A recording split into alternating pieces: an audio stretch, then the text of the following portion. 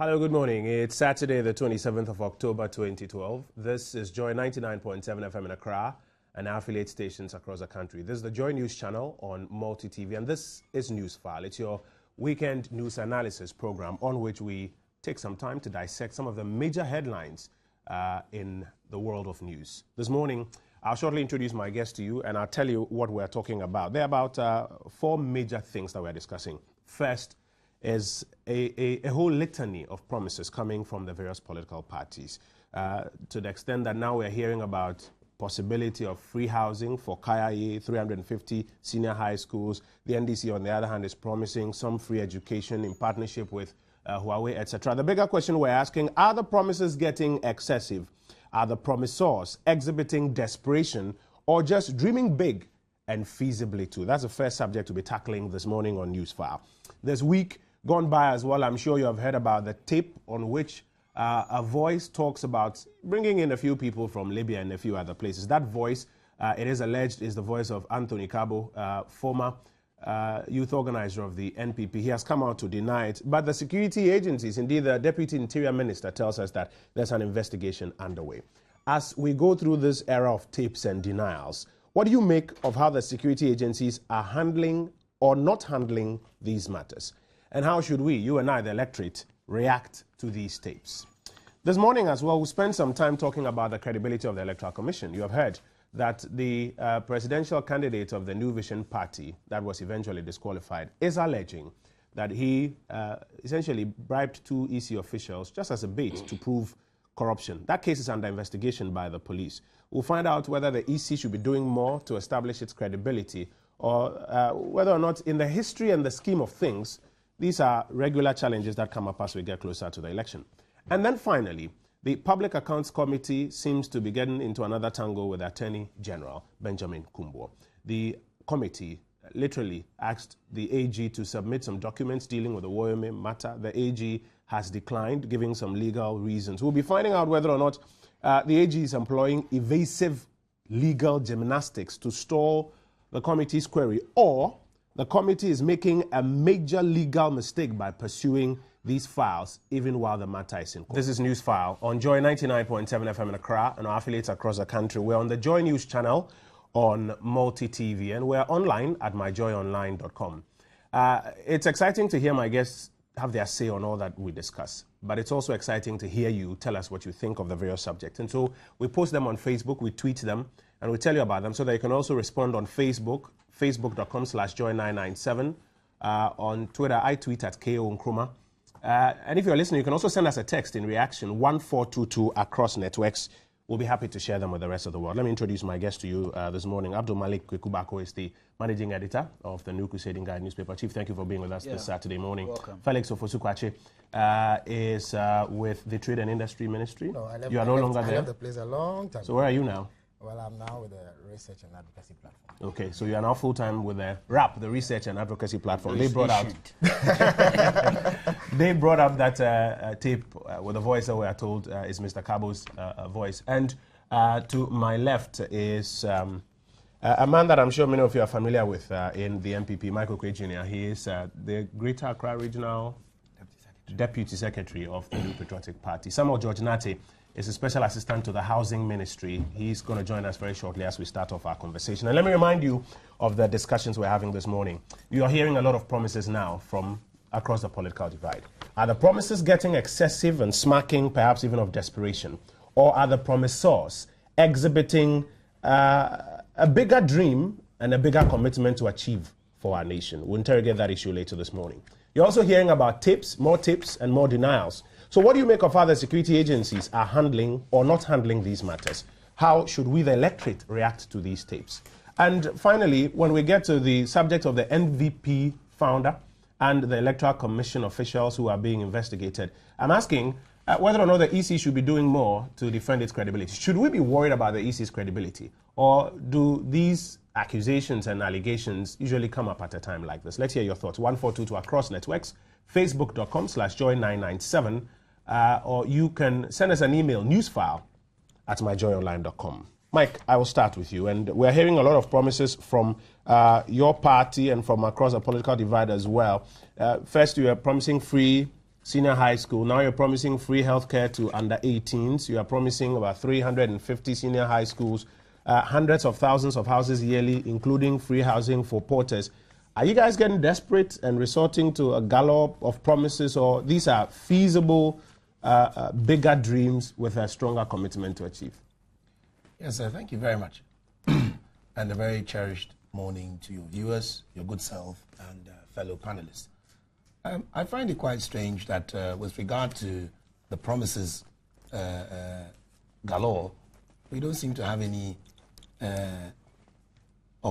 reminder of the NDC ones. Can you remind the audience of what the When NDC I get to is Felix, also I'll remind promises? him. In my introduction, I talked about some of their promises, including their promise to provide free education in partnership with Huawei and a few others. When I get to Felix, I'll Because remind I think him of his. apart from that, we don't remember any few others. But Huawei, is that the Chinese company who we heard of in the news recently? It is the same flouting the Political Parties Act to help the NDC. And these are the same people who are now in partnership with the NDC again to provide free tuition, just like STX was in partnership with the NDC to provide free housing. So I'm sure Felix will deal with those ones. But tell me about your promises. Know what to think about that. But moving on onto the MPP, yes, we made a few promises. One of them, in fact, the two most important ones, and many more, were all in our previous 2008 manifesto. Unfortunately, we didn't get the opportunity to govern, and so we've developed others and added it accordingly. What is the MPP promising? Among other things, the MPP is promising free SHS, free education, and they're also promising free healthcare with regard to all those who are 18. We all know the scenario. The scenario is simple. If you look at the free SHS, for example, we are looking at the positivity in it. What can be done with it? And anybody who comes with what I call the Doubting Thomas syndrome and states that, oh, you cannot do it, they should tell us what they can do. Because I believe that when Dr. Kwame Nkrumah decided to have free school in the North, all the infrastructure was not yet ready. All the infrastructure was not yet ready. And yet he said, if we have two schools, what we'll do is simple. Once the two schools take the students, no student will be denied because he is not able to afford. So if at the moment there are 300,000 places, and yet there are another 200,000 who are supposed to go, the MPP will not say, because we have not found spaces for all the 500,000, those 300,000, if you qualify and you got a space, you'll be denied. We will start slowly but surely, and then we'll expand as we start. That is what any sensible person who wants to start a policy does. In fact, in most cases, you actually start with a pilot before you make it bigger. We've had a pilot in the 3 northern regions for 55 years. So now we want to expand it to available infrastructure. After all, the NDC, they built 1,700 additional educational institutes. So whatever we also have to build and add, if they can build 1,700, I think 350 is manageable. Especially in the line that they have promised 200. And if they've promised us 200, in our time, we were building for between around 80 to 90,000. But let's say, for exaggeration's sake, we go for 100,000. Right now, you go to Cabre West, and a 6-classroom block has been given for 425,000. That is 4 times the price. So if they 200, 4 times, that's 800 schools with that kind of money. We are going to use it to build only 350. How is that not feasible? So the NDC should focus on what they can do and leave the MPP to think big, to dream big. Because when we said we're bringing the NHIS, this same NDC told themselves and Ghanaians, regrettably, wrongly so, that this is not possible. And the NDC parliamentarians, John Mahama was a parliamentarian then, they all walked out. Today, don't we have the NHIS? So for me, I don't like the situation where small minds look at something that big minds want to do and tell the big mind you can't do it. You small mind, think of your small policy and let the big mind think of his big policy. And when the Ghanaians are attracted to the results of the big policy, then they'll use that in terms of their thumb to determine where we're going to go. Look at this housing thing, for example. I got a text about 800 houses, 800,000 houses. Is that still the position? From the NPP? No, for the program. Well, we have heard your presidential candidate talk about hundreds of thousands of houses a year, including free housing for porters. What are the facts? Okay. The facts are this. Nana Akufo-Addo never said, as was wrongly put out, that he was going to give 200,000 houses a year. Nana Akufo-Addo never said he was going to build 100,000 houses a year. Nana Akufo-Addo said, and this is why I like people to listen, not to just do propaganda. There is at present an average of about 40,000 houses being built per year. But that is a shortage because in terms of the full deficit is 1.5 million. However, he will propose that we should try and make up that gap of building instead of 40,000 up to about 100,000 houses a year so that within a 10-year period, Ghana would have been able to really close that deficit. So what Nana is saying in effect is between 50 to 60,000 houses a year to be added to the already existing 40,000.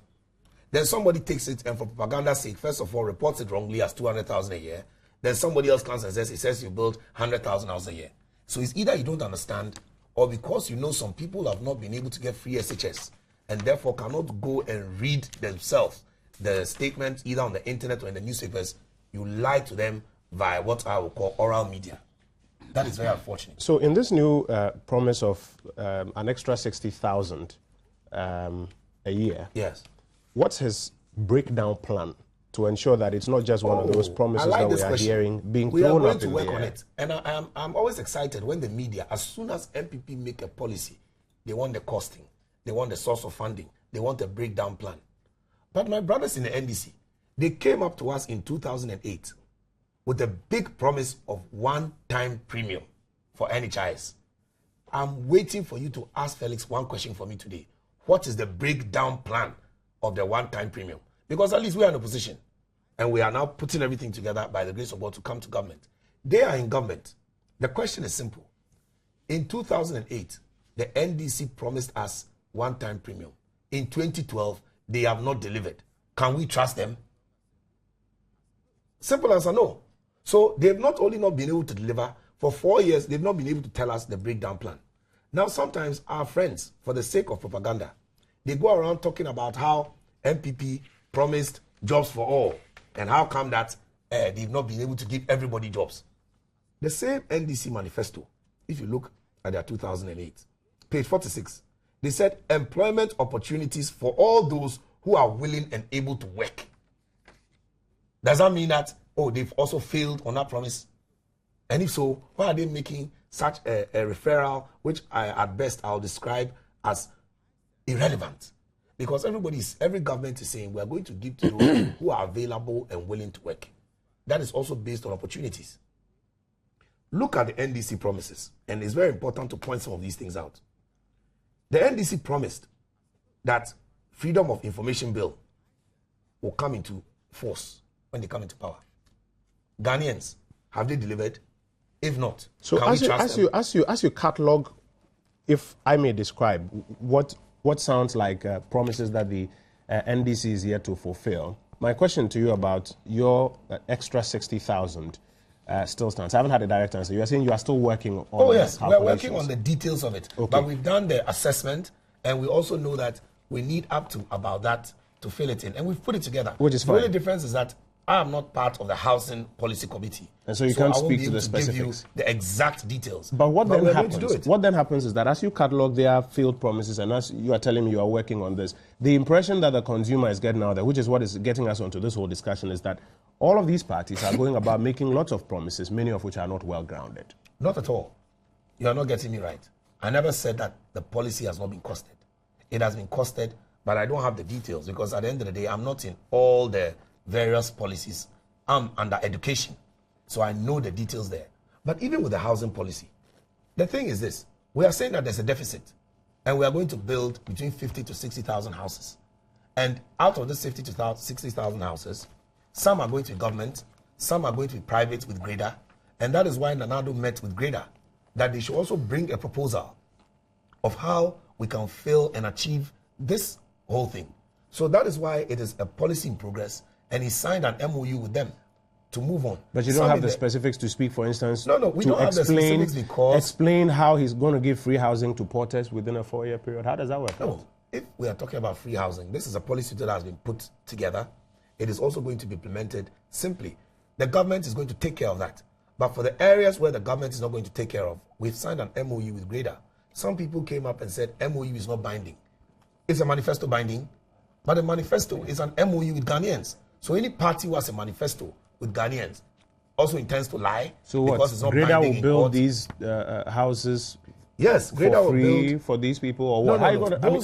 No, the promise sounds exciting, but the breakdown to make people believe that this is well grounded, it is feasible, is what many are interested in. And mind you, the conversation we're having is about whether or not parties are throwing promises in the air, or that these promises are well grounded with strategies, facts, funding behind them that we can believe in. Thank you. It's a simple answer. The government, in terms of the free housing for porters, the government is going to build it from Works and Housing Fund itself. But we are talking about general accommodation. What we are going to do is we are going to also work with the private institutions from Grader to help to achieve this. The answer is simple again. If you look at the way that the government operates, the government alone cannot build all the houses. We've seen a deficit, and we've decided that we are going to fill that gap with about 60,000. Out of that 60,000, the government is going to also build some, and the private sector, with the help of government in terms of incentives, is also going to build some. And then with the deficit, the government would then build some houses for porters in various areas. These areas, first of all, you have to check the land, make sure that the land is available, negotiate with the various chiefs or the owners of the land. These are all going to be in process. But for me, when we talk about promises and broken promises, I don't like anybody to have the impression that you can compare the NDC to the MPP with regard to that. Because the MPP, we make promises and we also keep them. Recently, the president of the nation, that is President John Mahama, he was he was around the country. I think he was somewhere in the Western region, and said, as for the NDC, when we make promises, we keep them. Look at this. Aiming for a minimum, and when somebody says minimum, he means minimum. 40% representation of women. Why? Women where? What happened? Oh, women in terms of the government, public service, and so on. Okay. Has that happened? No. So have they lied to women? And if you have a government who has lied to women, then must women vote for them? Can women trust the NDC? I don't believe so. They told us when it came to law and order that they are going to separate Attorney General's department from the Ministry of Justice. Has the NDC been attempted to do this? And yet this same promise is on their page 33. And so the point is what? They are less credible on promises than you are? No, they are not just less credible, they are not credible. Okay, let me go to Felix. Let me just land quickly, on I have this, to go to Felix. We've done 15 minutes already. Okay. I just want to land that the NDC must have a different policy for politics. They must tell us what they can do. We will tell Ghanaians what we can do. And then we'll see who Ghanaians will believe and go with. But for Ghanaians to believe either of you, Ghanaians also want to be appraised of the reasoning behind these promises you make. Felix, your party's been talking about 200 senior high schools. The president was talking about it. This week we are hearing about some free tuition in partnership with Huawei. The president at his IE encounter talked about, F-Cube first. What are the underpinning strategies, cost, funding for all of these things so that we know that it's not just a season during which, you guys are telling our stories to get our vote, but these are properly considered strategies? Because like it's been pointed out, and I remember Mr. Blackwell doing the same a few weeks ago, they've also got promises on their side that they didn't fulfill. Well, it's a fantastic question that you asked, and I need to extend a hearty good morning to your viewers. Now, politicians ought not to make promises in a vacuum. You see, we are a developing country, if you like, a lower middle income country. And so the difficulties that we confront are known to everybody. And therefore, when formulating policies or proposed policies, it is important that those policies speak to the specific needs that we have. Again, we must also consider the fact that because we are a lower middle income country, even if you consider the fact that our economy is expanding at a considerable rate, and indeed we continue to rope in more and more resources by the day, it is important that these promises are made within the context of the resource envelope that is available now or will become available over the next 4 years. Because mind you, we are seeking to win the mandate of the people to govern for the next 4 years. That promise must be tailored to suit the context of the 4 years. The resource envelope that is available or will be available must reflect the kind of promises that we made. And therefore, whilst it is okay for political parties to dream big, it is important that the electorate is wary of braggarts, flat-footed braggarts, whose only preoccupation is to couch fantastic promises to sell to the electorate in order to win their votes. And when they come into power, they will make absolutely no effort towards fulfilling those. It's not the first time that we've heard promises from the electorate. But in order to assess a party's capacity to deliver on any particular promise, you are going to have to examine the party's record. If it were the case that either of these parties has not been in government before, or either of these parties has not had opportunity to govern, then you can say that, okay, you give that party the benefit of the doubt. Maybe they are going to be able to do something different. But when it is the case that these parties have had opportunity to come into power, they made specific promises in the past, and there is a certain performance track record, if you like, to judge these promises by, then it becomes even easier to do the analysis. Is that what you guys did as a party? Is listing promises that you made in 2008 that haven't been fulfilled? Nobody expects. I doubt very much if there's any viewer or listener out there who expects that every promise that you put in a manifesto would be fulfilled. Indeed, apart from the government of Grenada, I heard recently that the party in power now made promises when they were in opposition. They came into power and they were able to fulfill 95% of them. I mean, that's a phenomenal rate of achievement. But I doubt very much that any party will be able to fulfill everything. But what you ought to do is to fulfill a greater portion, a significant portion that convinces people that given further time and given further resources, we are going to be able to deliver. The NPP made promises in the year 2000. Are they going to tell us their promises first? Because you have never told us any. Please, Mike. Hold it. I think that is 15 minutes. I think it's unfortunate what you are doing. Mike, Don't do it. I'm just reminding Don't you. do it. Hold it. The NPP made promises in the year 2000. And when they left power and we did an analysis, they broke more than 80% of those promises. Indeed, they could not fulfill a quarter of the things that they said they would do. I can tell you with all certainty that if you look at this, our manifesto, close to 70% of them have been fulfilled. And why have we been able to do that? Because the promises were realistic. They spoke to the specific needs of our people. And because of that, we were able to deliver on them. There are some that we are unable to do for very obvious reasons. Resource constraints, time constraints, and even some legislative and constitutional. So he thinks they are better at fulfilling Absolutely. promises. But I've given you the record. They broke more than 80% of their promises. They cannot be better than a party that has fulfilled 70% of its promises. And I'm saying he thinks they are better than you are when it comes to fulfilling. You think you are better. That's no, but okay. I've laid the ground. Let me give you an instance. That's okay. Hold it. All right. For instance, now you are making promises as well. Absolutely. You're talking about 200 senior high schools. Yeah.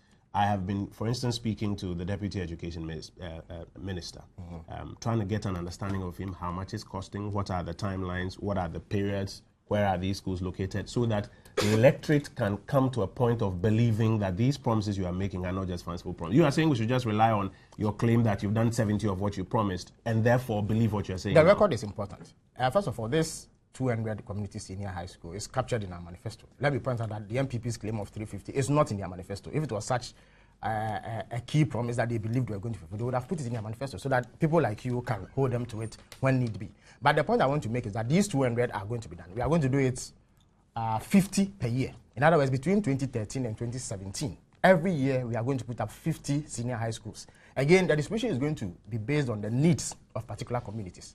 If you go to Cape Coast and the Central Region, for instance, they have a preponderance of, if you like, Ivy League senior high schools. And therefore, it would not perhaps be too necessary at this moment to add on to what already exists. But there are communities that are deprived. And these are going to be community day senior high schools. Sometime last year, I've forgotten the exact date, must have been around May, June there. Then Vice President, His Excellency John Dramani Mahama, made a presentation at Legon where he spelled out the details. He indicated that as of the time that the analysis had been done, and indeed plans are even ready, they've drawn plans and all. How much are these schools costing? Yeah, he made a point then, and I must stress that it was then. It is entirely possible that now some variations may have come in, but he said that it will cost an average of $1 million per school because of the structures that are provided. You have classroom blocks, you have the necessary facilities, laboratories, and what have you. So it will cost $1 million then. Now, if at the time you just did some math, it came to $200 million. Now, that will also translate to $50 million every year. $50 million is money that you can find even within the resource envelope that is available to government. So that is something that is realistic. In your plan for this, Yeah. are we going to get fund? Are we going to the consolidated fund? Are we doing a bond for it? Where are you funding it from? Well, I'm sure that when it becomes necessary, the necessary arrangements will be done. Get fund certainly is a reliable source because the consolidated fund can also ensure that we get some additional resources. But so I've given you this. The NPP, however, are unable to tell us exactly what it would cost. Now, let me also give you the reasoning behind the platform that we have set out on education. Now, you find that at various levels of our educational system, we have significant challenges at all levels of education. There are issues of poor quality. There are issues of access. There are even issues of curricula and what have you that we have not addressed. Now, to hive off just one part of the educational system, just one ladder, senior high school, and say you are going to make it free, presupposes that you believe that everything that is required to be done about education system hinges on making senior high school free. We disagree. Now, that policy is lopsided. It is even poorly conceived. Now, the Constitution of Ghana says that basic school education must be made free. Because you and I know that there are more people in basic school than in senior high school. There are indeed approximately 5 million people in senior high school.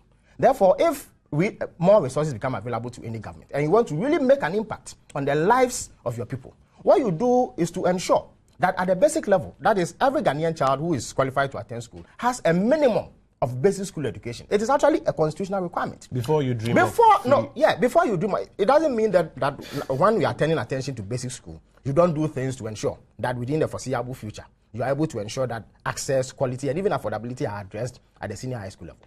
Whilst making basic school education free, and indeed 2016, we envisage that we will have free, compulsory, universal basic education, so that if your child does not attend basic school, you are going to be liable for prosecution because it would have offended in 2016. We have envisaged that. That is between 2013 and 2016. Already. So let me see if I understand you. That is based on the assumption that today there are enough classroom tables and chairs to accommodate all of those who are supposed to be there? Not at all. The schools and trees phenomenon that we inherited, 4,321 schools actually. We set about to remove them in order to expand access. As I speak to you, 1,700 of them have been replaced. That has ensured that close to 400,000 pupils have been removed from under trees and brought into classrooms. We still have a deficit of 2,000 and something. Absolutely. So how are you going to do F-cube in 2016 yes, if you still have this deficit? Now, let me explain this. Now, the Schools Under Trees project was launched in 2010. In 2 years, 1,700 of them are gone. That is 40% of what existed.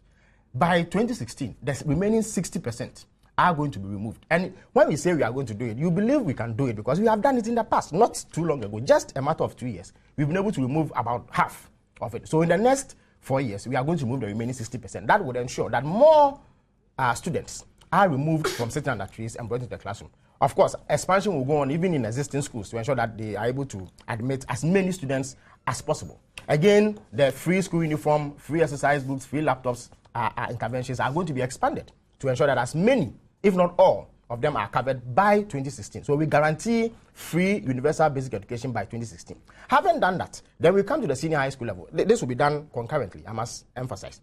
The 200 senior high schools that we envisage will be constructed would also create room for some 400,000 students. Because mind you, even in spite of the fact that now the numbers are going up, we expect that it will go even up, it will go up even more than it is doing now. Once we've constructed those 200 senior high schools, we also come to look at the issue of cost because it is a major problem for parents. Now, how do we address the issue of cost? We are not promising that we are going to make it entirely free because making it entirely free means that Ghanaian parents will not pay a peswa. We haven't promised that entirely free. But what does free mean? If your child attends school today and you are told that he is getting free education, what it means is that you will not spend a penny, perhaps beyond the fact that you are going to drop him off at school in the morning. You don't incur a cedi in terms of cost. That is what free can mean. So the NPP must make it clear that perhaps they are going to subsidize senior high school and stop deceiving people that they are going to make it free. If the idea is not to ensure that every cost that is borne by parents today is absorbed by government. But let me go back to our own platform. We are going to introduce a capitation grant at the senior high school level.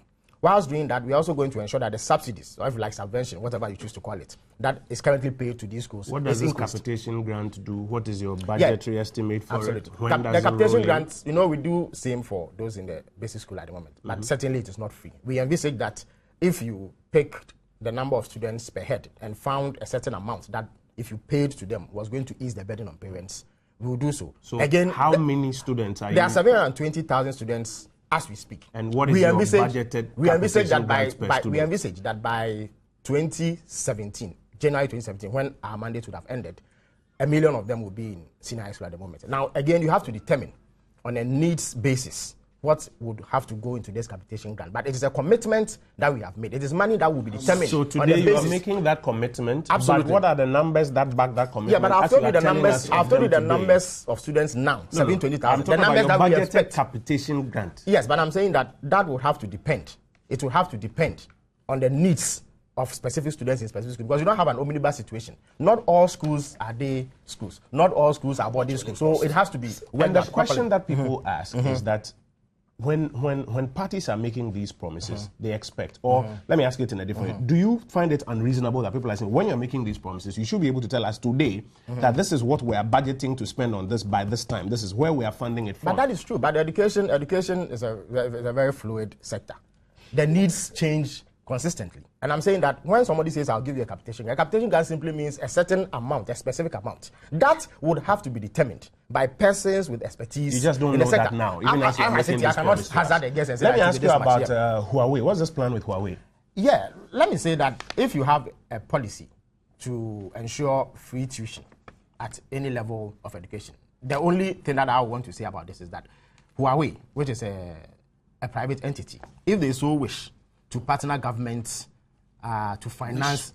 Oh, but why? But it's a private organization. You cannot force them to come and give you money. About it. Oh, please, what are you talking about? He's got just 3 minutes. Exactly. Well, I mean, this is your heckling is so unnecessary.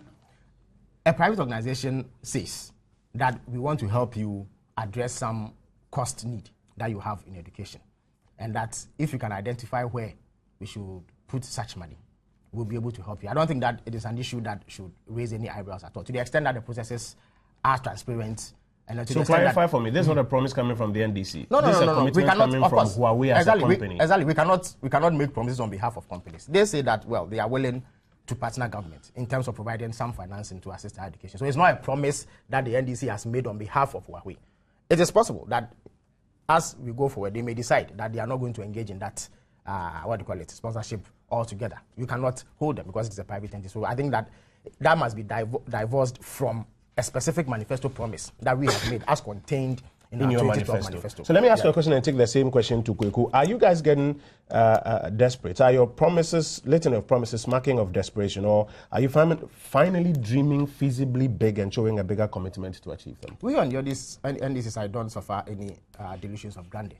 Our promises are very, very realistic. They are attainable. It is the MPP's promise. For instance, they are promising to build 100,000 housing units a year. That translates to about 300 houses a day. I mean, if Ghanaians believe that the MPP that promised that it was going to build apartment houses with modern conveniences in all slums in the year 2000, is going to build 300 housing units a day, I'm sure that the answer will be out there. But we have said that we are going to do this for education, we are going to do that for health, we are going to do that for agriculture. And these things can be tested against what has been done over the last 4 years. Kweku, is the electorate asking for too much when we ask some of these questions? Or perhaps the parties are rather just showing stronger commitment this time around? I'm not sure the electorate will be asking for too much if questions are raised relative to promises that are given during elections. Every day, governments make promises and pledges, but these promises and pledges take on a certain significance when it's an election period and we're dealing with elections. And to be honest with you, it's a natural consequence of competitive elections. You have parties out there seeking the votes of the electorate. So it's inevitable. It's very unavoidable that you must tell us what you intend doing and how you intend going about it. So I think promises and pledges are actually natural. And it's because they are natural, the electorate too has the right to question some of them and subject them to critical analysis. But it's because of the partisan environment within which we operate, which is also a natural consequence of the kind of system we have adopted, you are not going to get the parties to agree that, look, this indeed is feasible, realistic or not. I cannot. I'm not going to. I don't waste my time seeking, a consensus among parties as to the kind of programs they've put out there. And to be very honest, if we are restricting ourselves to the Fourth Republic, and we've had two parties that have had the opportunity to rule, the NPP and the NDC. Both have had 2 terms. The NDC is in its 3rd term. So the NDC has had about nearly 12 years. And the NPP has had 8 years. That is the factual records that we are dealing with. I'm not sure any of them was able to fulfill all the promises and pledges they made. It's not possible. And that's a reality. As to how our friends in the NDC, and even now I can see the NPP also doing similar, come by calculating the percentage in terms of delivery. I don't know what criteria they are using. And again, I suspect a certain element of selectivity and partisanship inform this kind of assessment. If you were to sit down with them and insist, sometimes they pick very small things within the Constitution, and so once you didn't do this, it means that you failed on that. I look for the big ones and see whether the big ones that became flagship policies were executed or not. Because clearly, my understanding is that if there are 100 promises out there, some are small, some are big, and I go for the bigger ones, because when you are able to operationalize the bigger ones, it leads to some advancement. Look, for instance, there's this GNA interview, the good old professor, may he rest in peace, granted, and let me read it. He said, we captured it in the Crusading Guide of 16th October 2008, but it was sourced to GNA. And the good professor had reiterated that the NDC will be a caring government that will not be blinded to the suffering of the people. And that a recently launched manifesto, that is the one you are holding, the 2008, of the party will be implemented to the letter if the NDC won power. He said every aspect of the manifesto was attainable, and that with honesty and hard work from his government, he did not see how those policies outlined in the manifesto could not be achieved. This was good thinking, but obviously we would all agree with the benefit of hindsight that not all the promises were attained, even though the good professor thought that they were all attainable and realistic. So it's the same. The same goes for the NPP, I'm sure. If you go through their 2000, because that's the one they won the election with, and then 2004. So to be honest with you, it's up to the electorate. I have stated my position very clearly when it comes to an issue like the free SHS. It's become a very partisan debate out there. I've advised the electorate to study that project carefully and vote for the one that they prefer. I am for free SHS. I am for it. I think it's a bold declaration that will need a bold leadership to execute. But if you don't have the opportunity to actualize it, it will never come into being. Look, you go through all our history, the point that this thing is in the Constitution. But that is what makes it even more critical. The fact that it is not somebody's vision, the personal vision, the fact that it is embedded in the fundamental law of the nation, is an issue that should make us ask questions. Why is it that for 20-something years, we have not been able to operationalize it? My brother is making the point about, is it Hawaii or whatever you call them? That shows there's a variety of sources of funding, both public and private, and some external. So it is the kind of program you craft, the sources of funding that you are able to outline will enable you. So the point that, the Constitution says progressively as and when resources are available. Have we been looking deeply into the situation as to where we can galvanize, organize, mobilize resources? Have we? And in any case, is there not much wastage? Isn't there so much waste, corruption, mismanagement, misapplication of funds in the system? I'm not one of those who thinks that we don't have enough resources in this country. And my understanding is that the MPP intends to redefine the educational system. That's the impression I have, that the understanding I have. Okay, that it would get to a stage that JSS thing will merge, because you will have them going straight into the SHS. So, and they've costed it. I've seen some costing and all those things, which they did before the launch of the NDC manifesto. It's up to the electorate to decide which one is viable, which is feasible, which is practicable. I am for a bold leadership that is ready to actually make free SHS work. Don't you get worried that in this new conversation, therefore, our parties are now getting to a point where they say, okay, you know what, these guys are looking for nice, lofty ideas, so let's fly some of these ideas at them. Instead of perhaps looking at an issue from the structural causes and attempting to deal with it. But that's what we're doing here. The parties would float promises and pledges. I'm saying that is a very natural thing. It's a natural consequence of competitive politics. Then you have people like us, as well as the electorate, who are discerning to interrogate those things. You cannot ban or legislate out of the political game promises and pledges. It's not possible. Okay? One has to be realistic enough to know that these things will happen. In any case, when it comes to this example specific of free HSS, it's not only the NPP that is selling that the CPP product. Is selling it. Yes, the CPP is selling, the PPP is selling it out there. So it is not as if it's an exclusivity of one particular political party. Perhaps it's been made more emphatic in the NPP campaign. And I'm happy that for once we have education as a flagship topic for an election campaign. So for you, you're not worried about this era of promises. It's rather incumbent on the electorate to interrogate it. Because we cannot avoid it. We cannot ban it. We cannot legislate it out of the political thing. It's unrealistic. It will be done. Parties, and some come with ridiculous ones. I agree.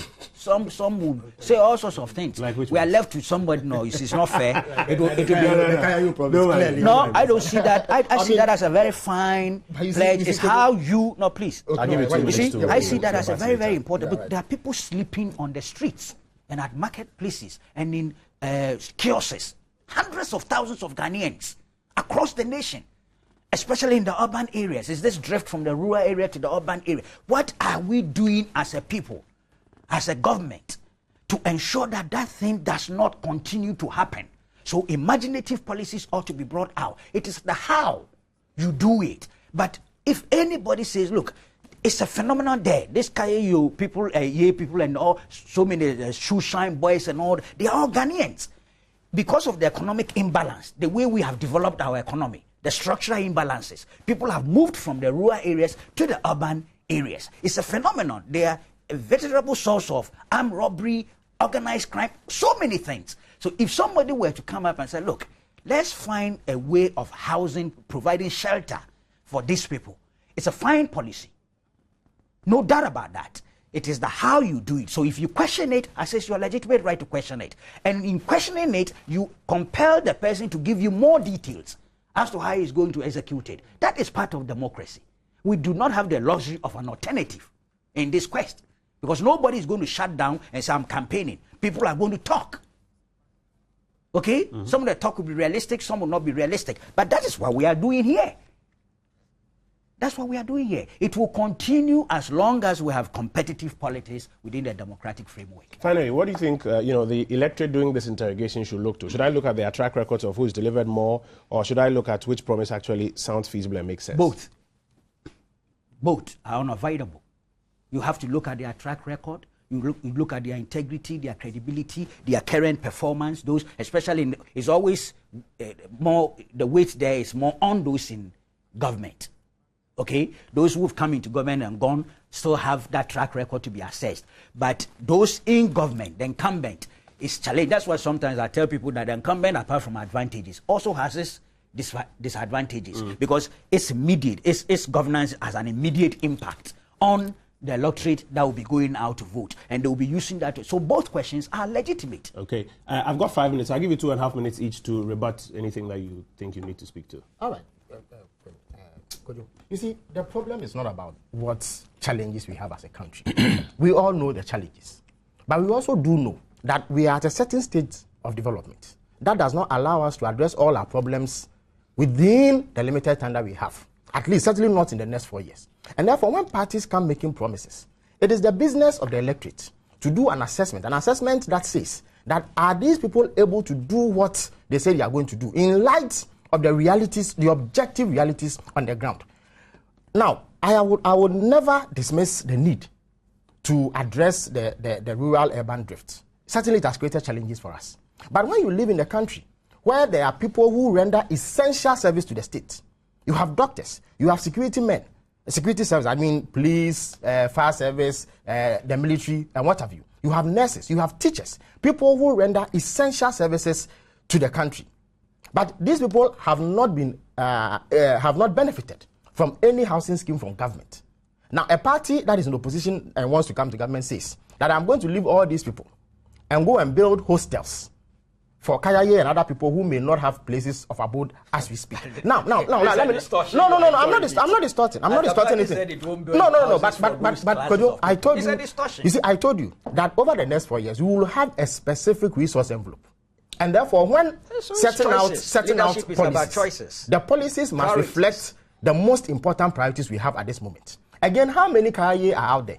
He mentions hundreds of thousands of them. Hundreds of thousands of them. In other words, the MPP is going to build hundreds of thousands of hostels for Kayaye and other persons who are sitting on the street. In any event, if you wanted to address the problem of the rural-urban drift, do you go and build hostels, or you address the economic push factors that compel them to come here? Quickly.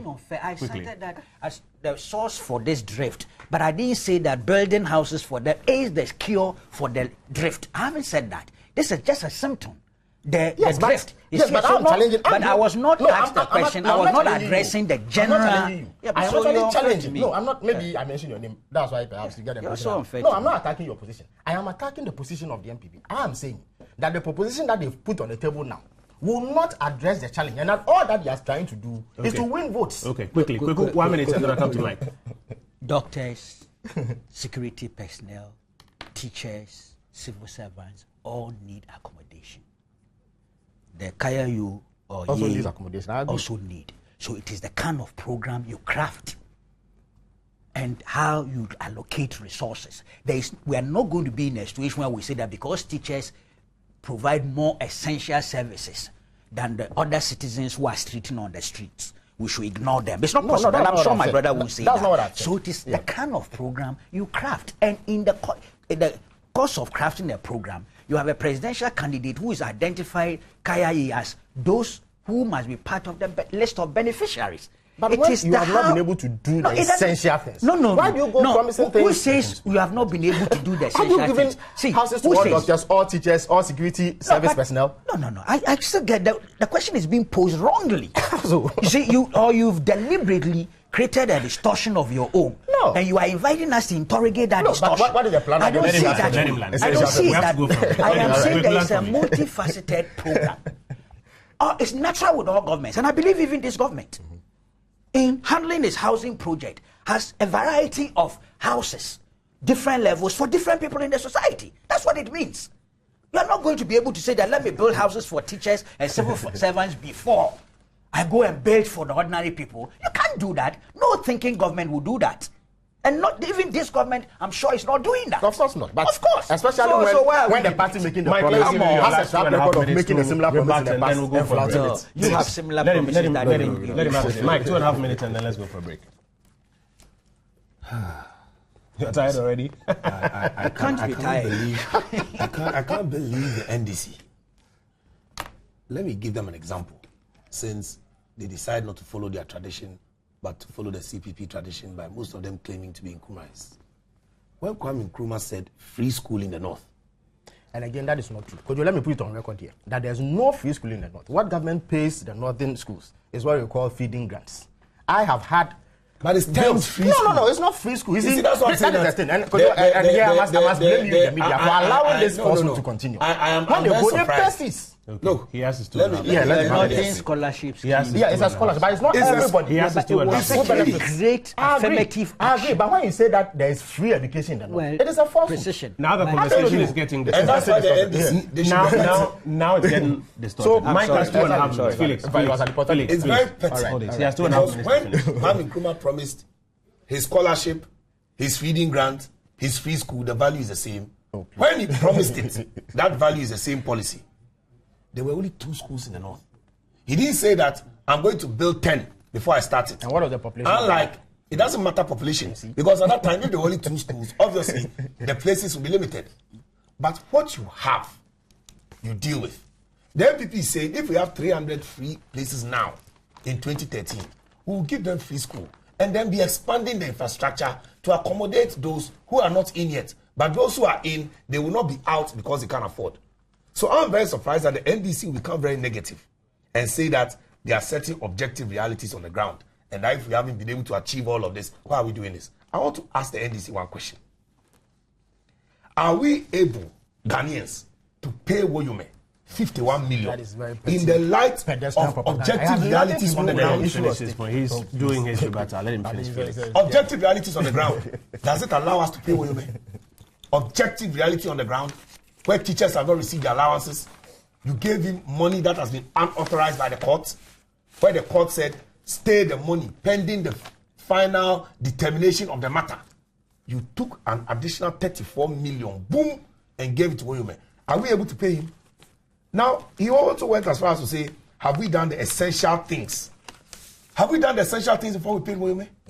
Have we finished those things? You see, I'm very surprised. You see, when you are addressing serious, don't worry. Felix, yes, people are serious viewers. You think that everything must be Felix, there are serious viewers who know that. Felix, I'll give you room to do it. Serious viewers who know that any government who is trying to become a first world country, who is trying to give accommodation, who is trying to present a situation where we move forward, move from HIPIC to a certain stage and a certain stage, is not talking about free, fresh air. So when you have the NDC come and say that very soon after the NPP are promising free SHS, we are promising free air, they are liars. And that's for the NDC, they surprise me. Look, do you know that there are individuals, some of them NDC beneficiaries, NPP beneficiaries, they have scholarships abroad. My brother, do you know how much those scholarships cost? So the point is? The point is if government can afford expensive scholarships for individuals, which comes to a region of about $50,000 a year, why can't we disseminate some of this money to scholarship situations for people in Ghana? Okay. But we're going to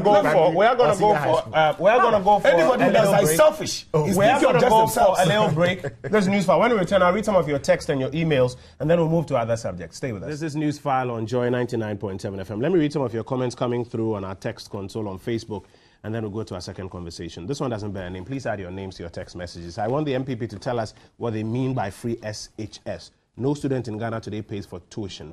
They only pay for feeding, boarding, PTA, and other levies. Alukus in Tamale says, all politicians must be held responsible for their promises. The voter deserves better returns for giving the politician a job. Karim Bana Sabari says, happy Eid. We need free SHS now and not 2016. Let's vote out the NDC come 7 December. Felix Sakogu says, the MPP must stop going around making unrealistic promises to Ghanaians. Justin from Boku says, a vote for Nanado is a vote for transformation, and a vote for John Mahama is a vote for better Ghana, like we're seeing now. Charles in the Jumakon says, where are the 1,700 schools located in the country? Wasito from WA says, I think the MPP has nothing to say now because they thought they could lambast the NDC, but rather they're exposing the incompetence of their party. And more of your thoughts coming through on Facebook, quite a lot of them. There was one I saw that was a bit interesting. I thought I was going to read it. William Eli Betty says, I won't be surprised. One of them will soon promise us free income for unemployed Ghanaians. Let's hear your thoughts. 1422 across networks, or put them on our Facebook or facebook.com/joy997, or send us a tweet. My handle is KO Nkrumah. Let's get into our second conversation. Mr. Samuel George Nate is tied up elsewhere on another radio show and is unable to join us at this moment. So we'll proceed with our conversations. This week, you had a new tape that was put out. It's, can I say, in the tail of the tapes, no pun, or pun intended, actually, the tail of the tapes. So there was a new tape which was subsequently denied. Now, a voice on the tape, which we are told is the voice of Anthony Kabo, immediate past National Youth Organizer on the that tape, is making a number of comments, including bringing some bad boys from Libya and a few other places to embark on some untoward acts as we get ready for the 2012 elections. The voice also talks about putting out some, and the word used is attacks against some persons in the military and the police, even if it is for propaganda purposes, so that they would essentially be destabilized. Now, the bigger question we want to analyze, and he has come out to deny the tape, the Deputy Interior Minister says there's an investigation underway. But the bigger question we want to ask this morning is, number one, what do you make of how the security agencies are handling or not handling all of these tapes that are popping up with some wild things that we're all hearing about. Number two, how should we all, particularly the electorate, react to these tapes in informing our minds and in taking our decisions? Felix, let me start with you. Well, thank you very much. There's no doubt that since losing the 2008 elections, the rhetoric of the MPP, especially its leaders, from Nanado to their national chairman to other high-ranking officials in that party, has assumed a rather dark and belligerent tone. Every now and then we hear of threats of violence if the elections do not go their way. Nanado has said the elections are all die be die, says he must win at all costs. Some ethno-tribal undertones have been brought in. Yaya Kamfor, Jacob Echebulamte says the presidency is the birthright of accounts, and that if the MPP feels that they have not been cheated, accounts will rise up, just like they did in La Côte d'Ivoire. We've heard Anthony Kabo say that if the MPP does not win the 2012 elections, Afghanistan and all that. But to be honest with you, I only assumed when those statements were made that these are mere political rhetoric intended to, at most, incite party supporters to some untoward acts if the MPP loses the election as a way of ensuring that there is some instability. But so far, we have not been able to lay hand on any, if you like, evidence, concrete evidence that points to the fact that there was some mobilization or some preparation towards unleashing that kind of violence. Until we stumbled upon this tape. And we stumbled upon this tape, listened to it carefully, and we were in no doubt that that is the voice of Anthony Kabo. Because why? We all know what Anthony Kabo sounds like. He's spoken at length on national issues. And therefore, we were not in doubt at all that that was Anthony Kabo's voice. Especially when the conversation on that tape was not just an ordinary conversation about some strategy that the party was mounting to win the election, but he spoke to very dangerous and, if you like, incendiary plans that the MPP has. First of all, there are two plans. The first part speaks about some preparation that the MPP is making towards the elections with regards to recruiting persons that Anthony Kabo describes in the tape as bad boys. And I have been tempted to ask that even if you wanted to recruit persons to assist you in your electoral effort, why would you single out bad boys? He says that they are going to Liberia, they are going to Togo, Benin, and even far-flung Libya. And we all know the conflict situation that has ensued in these countries, maybe with the notable exception of Benin. There's been some instability in Togo in the not too distant past. So if you have a mix of Liberia, Libya, and Togo, certainly one ought to set up. Again, he even goes as far as saying that these boys have been brought in. He also speaks about some Ayigbe boys from Togo and all that. So clearly you see that there is a plan to bring in mercenaries, because apart from the fact that these persons engage in conflict situations for a living, I don't see what other purpose there is in bringing people from Liberia, bad boys from Liberia or Togo or Benin, into Ghana. That is the first part of the tip. Now, the second part speaks about some systematic attack that they are going to launch on vital state institutions. Now, let me be clear. I mean, we are not doing this for propaganda. I know for a fact that the attack that he speaks about are verbal, not necessarily like military assaults or some violent assaults or violent attack on these institutions. He speaks about attacking these institutions with a view to eroding the credibility and public confidence that they enjoy. He even goes out to single out specific individuals. He speaks about the CID boss. He speaks about the director of operations at the Electoral Commission. He speaks about some Ayigbe brigadiers. And that is what got me most frightened. Because if, for argument purposes, Anthony Kabo or leaders of the MPP have some genuine grievance against certain personalities in the military, why would where those people come from matter in terms of strategizing and in terms of executing a plan to ensure that those guys are neutralized? So I was extremely frightened. It underscored this ethno-tribal politicking that has unfortunately dominated MPP discourse since they lost the 2008 elections, which I find most unfortunate. And so now that tape has been put up. Now that tape has been put out. We've played it on our network. But I was hoping that you were going to play it. And I'm sure during the break you heard me asking about it. Yeah. We have played it. I'm hoping we'll play it back for those who haven't heard it to hear that bit of it. But my question is, what do you make of how the security agencies are handling these, not just this, these tapes? You recall some other tapes have come up. Mr. Yabuating John's tape, he admitted it was his voice. A few other tapes, even around 2008. What do you make of how the security agencies handle or fail to handle these matters? Now, it is important to stratify the discussion properly. You see, you cannot paint everybody with the same brush. Now, these things have to be done on a case-by-case basis. You listen to the tape and assess the gravity of the things that are being said on the tape. And depending on which parts of our laws these plots infringe, you move in. people have made mention of the Yabua Tinjan tape. I have had occasion to listen to that tape as well. And I've said that, well, beyond the fact that it will create worry for persons who are desirous of ensuring peace in elections, I do not see anything in that tape that seriously undermines national security. He speaks basically about sending people out to, as it were, obtain information. Maybe you can say that the methods that he seeks to use are clandestine. But in terms of that exercise undermining national security, it comes nowhere near what Cabo is plotting. Cabo speaks about bringing in mercenaries, armed combatants, for the purpose of engaging in some fights that he claims the NDC will instigate. That certainly breaches our national security. That certainly undermines the security of Ghanaians. You didn't exactly say armed combatants. Of course, but that's so my your interpretation. Absolutely. But when you bring bad boys from conflict situations, you know exactly what he is referring to. So when you put these two tapes side by side, you will call for investigations. I am for investigations into both. Indeed, the National Security Coordinator has come out to say that he does not see that the contents on the Yabua Tinjan tape require further investigation beyond what has been done already. We have submitted this tape. Indeed, we decided that the people of Ghana needed to know first, because it is important that they are aware of what politicians are plotting, especially in secret. Now, when we put that statement out, we also stated in there that just a day after that, we were going to lodge a formal complaint. Indeed, your reporter, Francis Aban, also followed us to the police CID. He witnessed our presentation of the report to officials at the CID outfit. And so they said that they were going to carry out investigations. I've heard Mr. Kobe Champon, Deputy Interior Minister, also indicate that there is some investigation underway. Cabo has denied it, which is most surprising, because I thought that he was going to own it. He says it's a fabrication. Well, I mean, we are not in the business of fabricating tapes. Anybody who has heard the tape knows that it is Cabo's voice. It's also instructive that Cabo refused to speak to this tape 24 hours after this thing. No, he spoke only 24 hours. In fact, he did so through a written statement. Why was Cabo not willing to grant voice interviews? Again, why did it have to take him 24 hours to even come out? Because radio stations across the country, including Joy FM, were trying to reach him to make a simple comment as to whether or not it was him. And I don't believe that Cabo is someone who fears public speaking. He certainly would have come out. If I allege right now that you are plotting to destabilize Ghana, it won't take you 1 minute to respond in the negative, because you know that what I'll be saying is not true.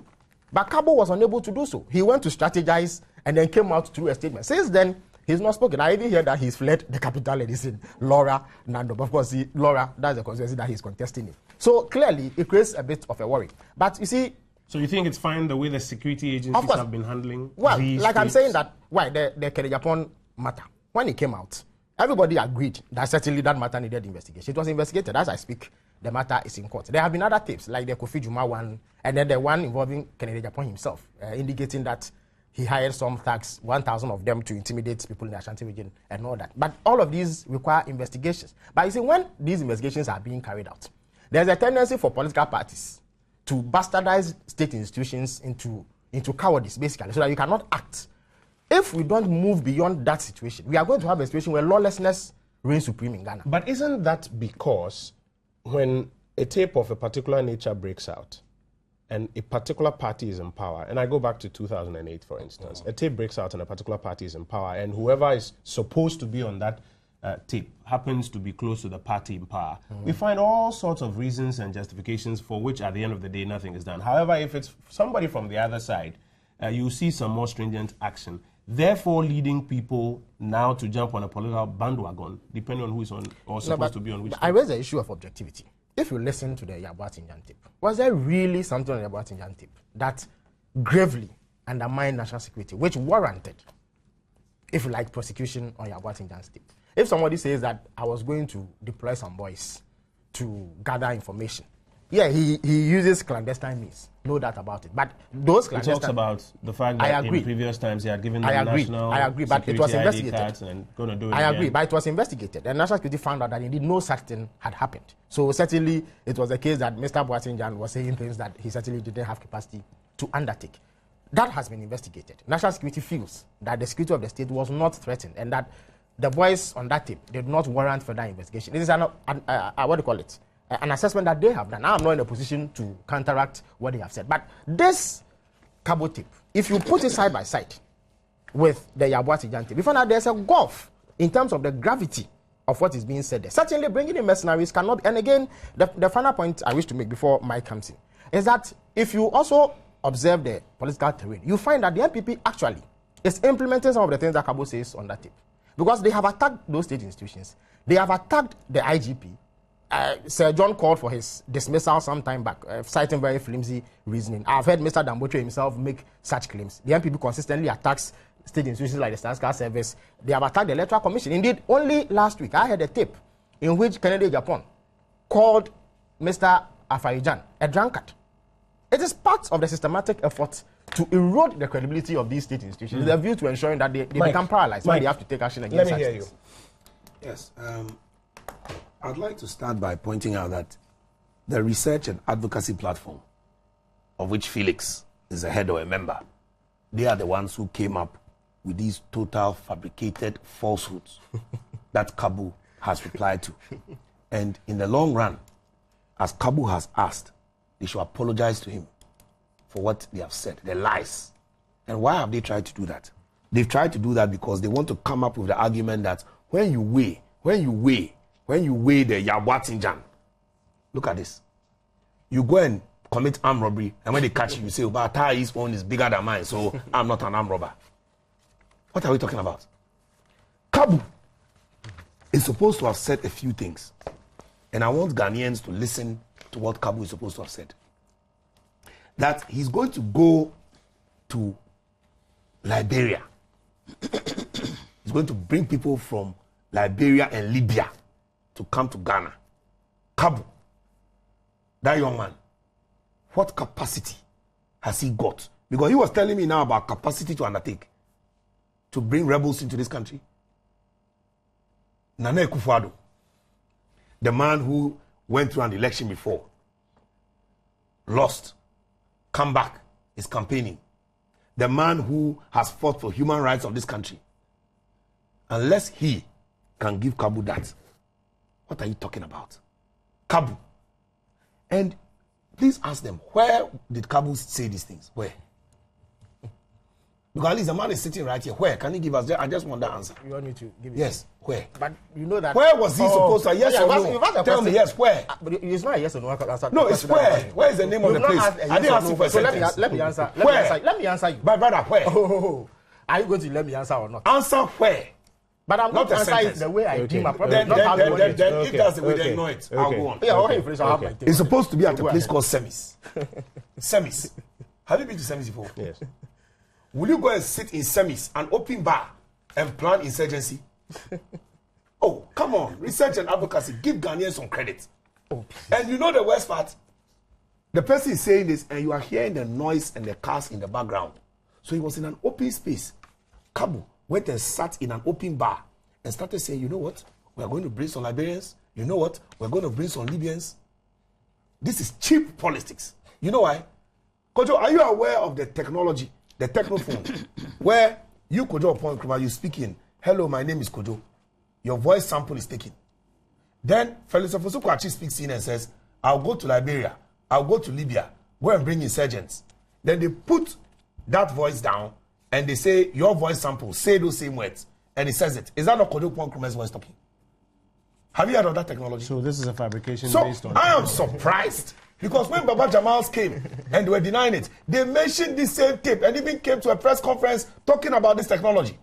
This same cheap propaganda. But at that time, you were of the view No, that... when the tape came, we were saying Baba Jamal. Yes, yes. He said it's not him. Yes, yes. And then So we don't know where it came from. But in this So- case, we know the person who brought the tape. So The tape at is that from time- research and advocacy platform. That's fine. So at that time... Concocted in their kitchen. At that time, the NPP spokespersons were We did not know convinced- about the tape. They knew about it. May I ask my Kojo. question? The NPP spokespersons were convinced that was Baba Jamal. The NDC spokespersons at the time said, oh no, this is a fabricated tape. And they used came and technology." showed us the technology for doing that. And now there's- we didn't know about it. Scripts That's what I seem want to to have say. been flipped. No. My question is, Yes. what do you make of how these matters are handled at the higher level? So that it's not just left to, I believe it's him, I don't believe it's him, I believe it's him, But I don't believe it's before him. we do that too, we have to cast doubt, okay, on the kind of aspersions that have been cast by the NDC. These are wild. And my brother comes to sit here telling us about this and this person said Afghanistan. Is it not the same party who said through their own president that Ghana will become Kenya if they don't win election? Absolutely. Is this not the same party who said Azi will fear Oye? President Mills, Azi will fear Oye. Is that not tribal? President Mills. And it's the same party, Siedu Kitia. War army smoke to EC that if they don't declare for them, they'll bend the EC down. Falsehood. Is this what the same party? I don't know he said that. It's Well, absolutely you I don't don't know that he said that. They went and demonstrated that the Hold on. Just for the record, I do not know he said that if they don't declare for them, they'll bend out. Yeah, you don't know. But they were there. I said and they were threatening to burn it. Never. But I said they can't let them there. No, but he has so the never people said were that. threatening Even to I was burn there. it. Yes. Nobody. But Yes. I've not heard him say that. Yeah. Oh, no, if he they didn't declare say for it in his them- own mouth. But he led people Okay, to the EC. so Yes. So let's stick to what we can Good. substantiate. He let We let don't know he me has said that. rephrase it because Yeah. sometimes you are picking on the little instead of the large. He led people to the EC to demonstrate. He was in war regalia, and the people there were threatening that if they don't declare, they will. What kind of smoke? War and smoke? When did smokes become war regalia? But the smoke was a war regalia It's not smoke. true. I was there that day. It was Let's not not smoke. get There is the derailed. scripture is in there. Let's It's not not true. get So derailed. Let's it's not not get. true. My question I'm is, happy. what do you It's make not of true. how these things I'm are happy that handled? yes, and then he talks about Yankanfo. Nanado said yes, say Yankanfo, meaning that NDC for say. ND people are saying. NDC people are saying. So Nanado never made that explicit statement. Unlike President Mills, who said, Okay, so deal with the Azim handling of Ofiakwe. these matters for me. The handling of these matters. My brother, let us look at this Yalbatinjan tape and how this thing was handled. My brother comes here and says that there's nothing that undermines national security in that tape. Look at how they handled it. If somebody comes and says on the tape that we are going to have fake people trained as national security agents, they are going to be given fake tags. Not only are they going to do it, some have even actually been trained, they've been given the tags before, and they went and abused it. So you, the new set of fake national security operatives, don't do it so that they will catch us. But in fact, the cars that you have, they are old. So we are going to replace them with newer vehicles so that when you commit these anti-national security offenses, you can run away faster from the police. And my friend says he sees nothing wrong with it. Fake national security operatives is worst kind of national security you can ever get in Ghana. So for anybody who is from so-called research and advocacy platform, who sees that this is such a big albatross on the neck of the NDC in terms of their credibility, because a national officer is involved, and therefore decide to concoct this tape in the kitchen, in this case, dilapidated kitchen of research and advocacy platform, and come and tell Ghanaians these lies, horrendous, incorrigible lies, and they want us to believe them. They think Ghanaians are small boys. They think Ghanaians are Bekebi, small boys to believe that Kabu, to plan insurgency, went and such as Semis. Do you know Semis doesn't even have air conditioning? Open place with benches and plastic chairs, and that's where Kabu went to plan. You're comfortable. Kabu doesn't have time. You are comfortable with how the security agencies have handled some of these matters. Are you? I'll come to that. I'm saying Kabu doesn't have time to come to Accra to You've respond made to that this. point. So You've just he's got in Laura. about 3 minutes. Yes, You've got 3 minutes. Thank you. I'm coming. He's in And I Laura need you to campaign. deal. Forever. Yes. You've got about 3 So, minutes, and I yes. need you to deal with the handling of it. And the Because as for security the agencies, allegations and the my brother, denials, they won't do anything. If it's Kennedy Japan, who we all know in law, maybe the national security people, they should need to learn law more. That when you make a threat, okay, a threat with your mouth, what we say, if it were not assize times, I will do this.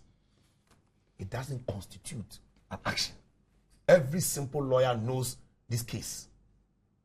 Tubabu versus Savage is the basic case for any lawyer. But yet NDC, they went and held Kennedy Pong. But yet, when Yabwati Jan did this, what did they come and tell us? Just So like what, Mr. selective Fusukwashi's justice? time. Is that what you're More saying? than selective justice, because Madam Mr. Gbevlo Lati and research and advocacy platform with Mr. Fusukwachi, they come and tell us that they have no problem with the Yabwati Jan tape.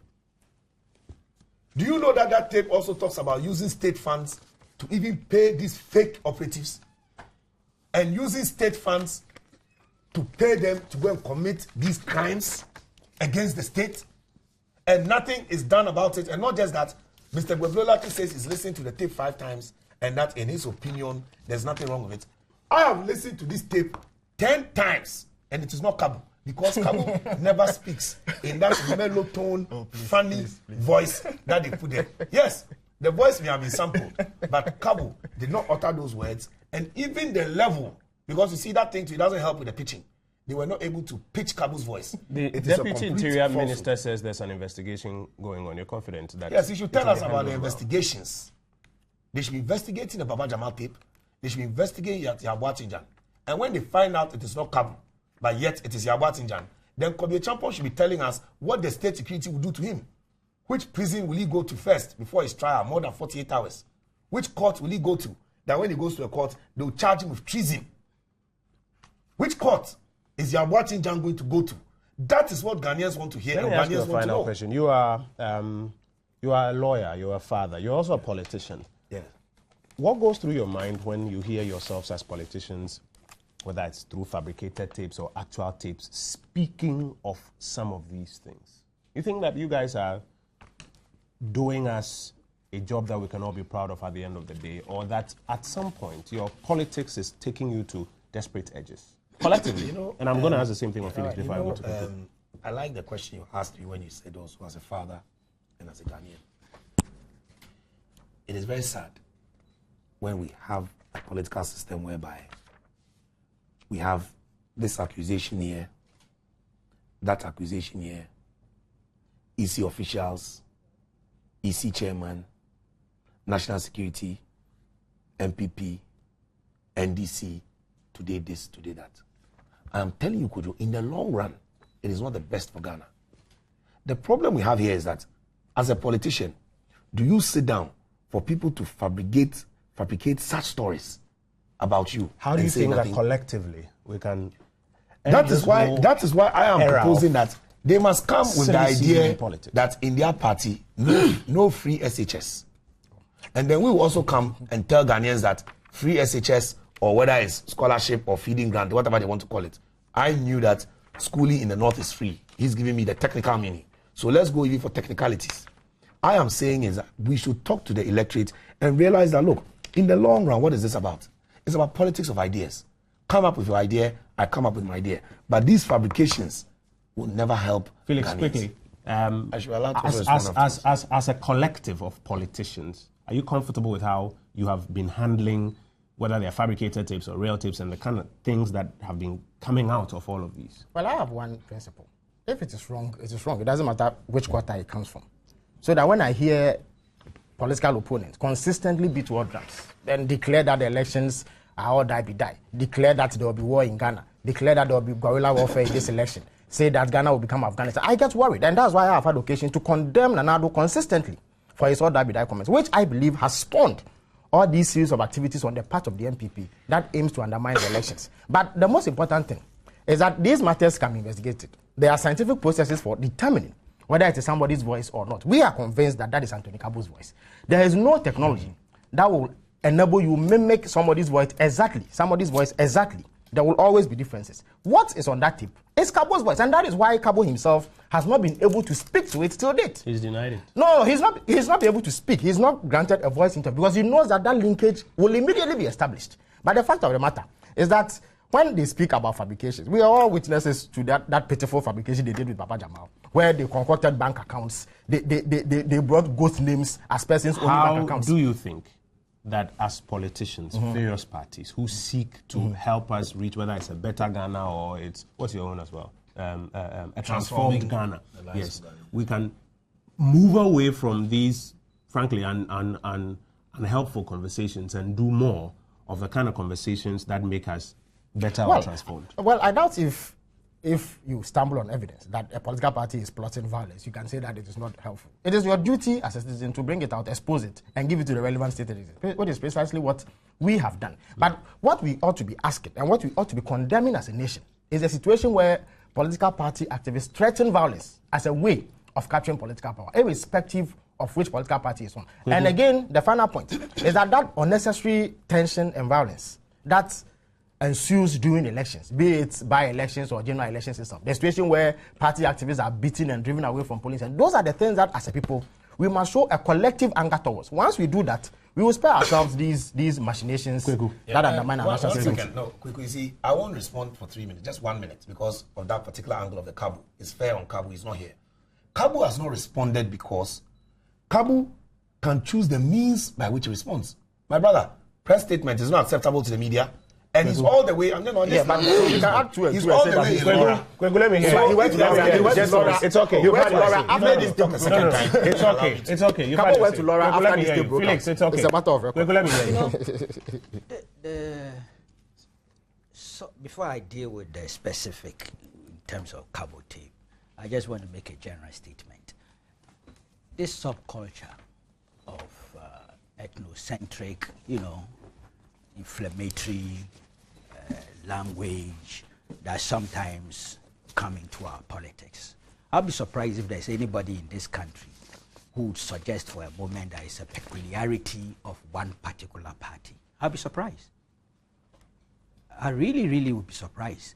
And so sometimes when I hear our friends in the NDC, in a very determined effort, try to paint the NPP as such, it worries me, because I think that's not a fair and factual account of Ghanaian history, even if we were to restrict ourselves to the Fourth Republic.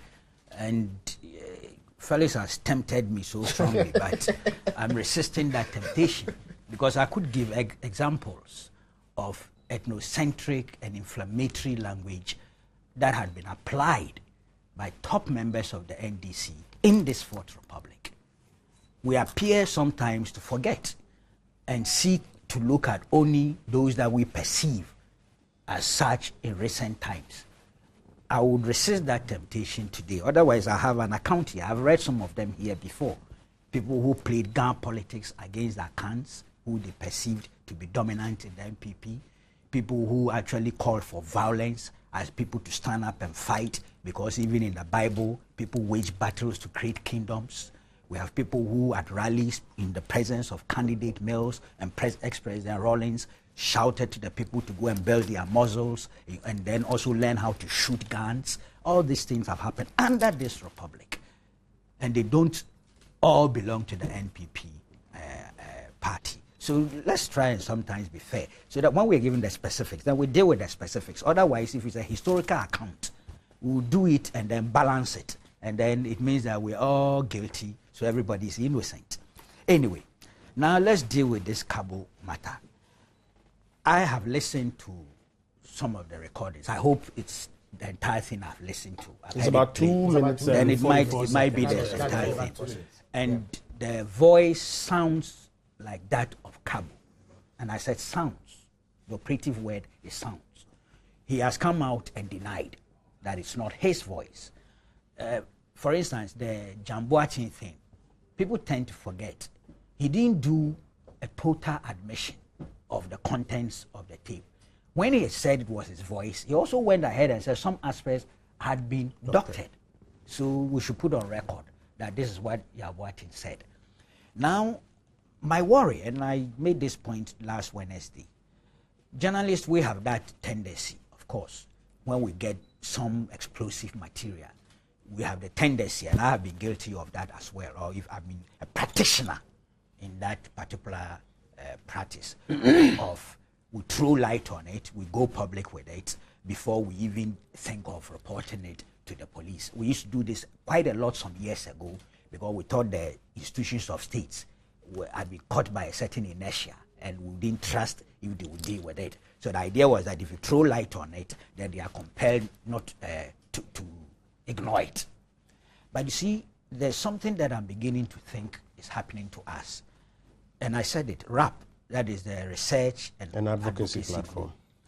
By choosing first to advertise this recording at a press conference, and indeed being judgmental on it, they actually concluded on the issue.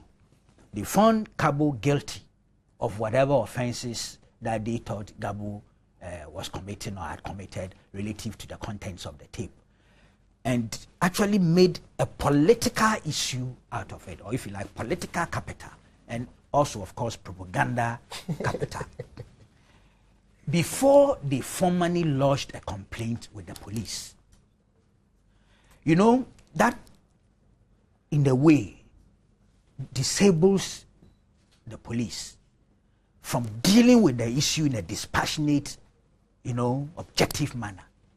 Out there, there's straight away a polarized political debate on the tape. Then others have brought in the Yabuatin thing to ask you, what did you do to it? How did you go about that? So the state institutions are trapped in this polarized partisan debate. Meanwhile, sometimes, let's be honest, those tapes or what they contain are critical relative to our national security or law and order. But because we have tended to treat them in that manner, I can tell you it's leading to a certain progressive neutralization of the institutions of states that are equipped to deal with the matter. But should they allow themselves to be, so-called neutralized as a result of the they political ought not to. So it's a challenge to them. But I'm saying that it is part of the problem. If we're all as political animals or research groups or civil society groups, sometimes if we analyze the thing and think it's so explosive and can hand it over, you can announce that we have had we've accessed such a document or a recording, and we've decided to hand it over to the police or appropriate agency to investigate. It might even be a corruption matter, so maybe the appropriate agencies to deal with it. I think it will help. It's with the benefit of hindsight that I'm making this analysis, so I'm not excluding myself from having contributed to this subculture that leads to neutralization of institutions of states. It's the totality of our experiences over the years. Because Kofi, you remember the famous, or if you like, the infamous Rollins tape, which this station had difficulties with. That was a tape with the old man on it. That's right. Explosive material, highly inflammable. And of course, it was a newspaper that first disclosed it. But you remember, I came to Newsfile, and Newsfile played some portions. Within this, it had become a political dynamite. The state institution investigated. I was one of those who was invited. In my case, I say invited because I'm not sure I was arrested. Okay, but at least kept at BNI for a while and interrogated. Until the following day, I went back. Nanado was arrested because he was the publisher of the Statesman. This station, your people were arrested, and subsequently, I think your station made a retraction. What happened to that explosive material? Nothing. After all the investigations by the appropriate state institution, they were videoing, then they were audioing all the interrogations. What happened? You had a material that said a hotel had been bombed.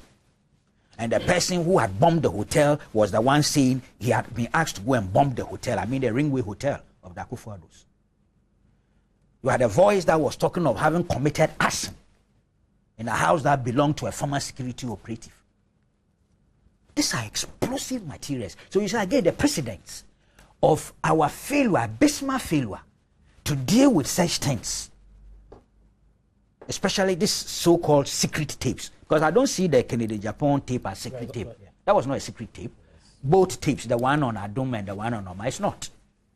Okay? So they are of different characters. But if these things keep happening, and most of them are in the Fourth Republic, and at the end of the day, you see no effort or any results produced, what do you think we are doing to ourselves?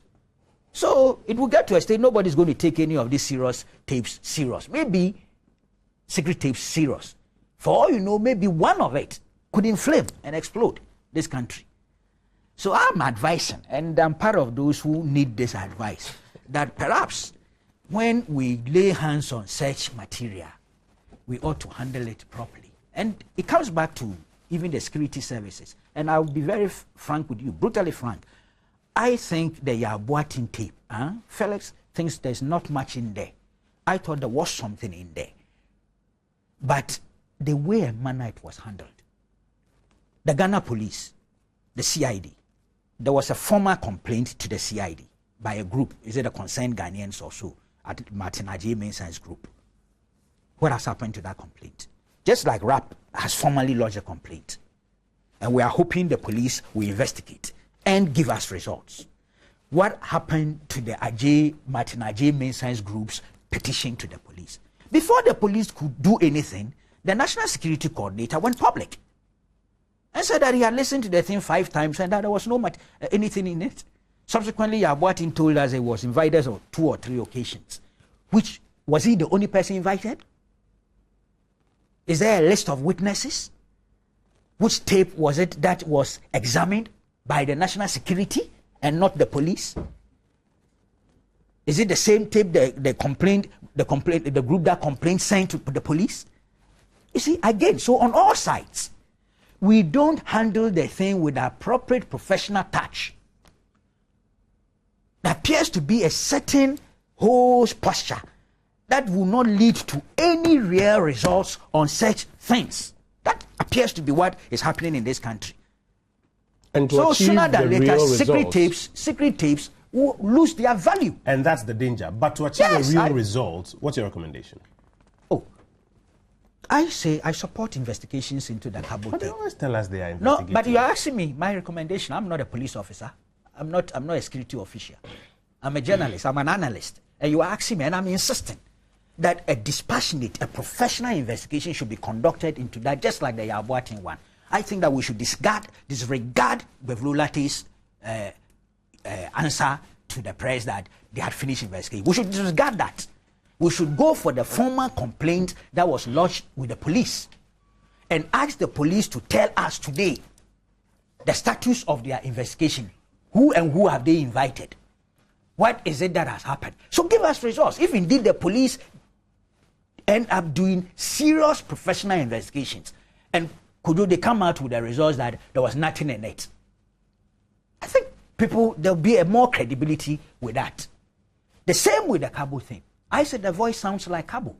I haven't had the opportunity to talk to him personally for him to tell me anything. I've read his statement, very strongly worded statement. It's another way of telling people, because everybody knows his voice. I don't think Cabo must speak now for us to know that this is his voice. Do you understand? Don't we have technology, voice imprint? Yeah. I think we do. Sure.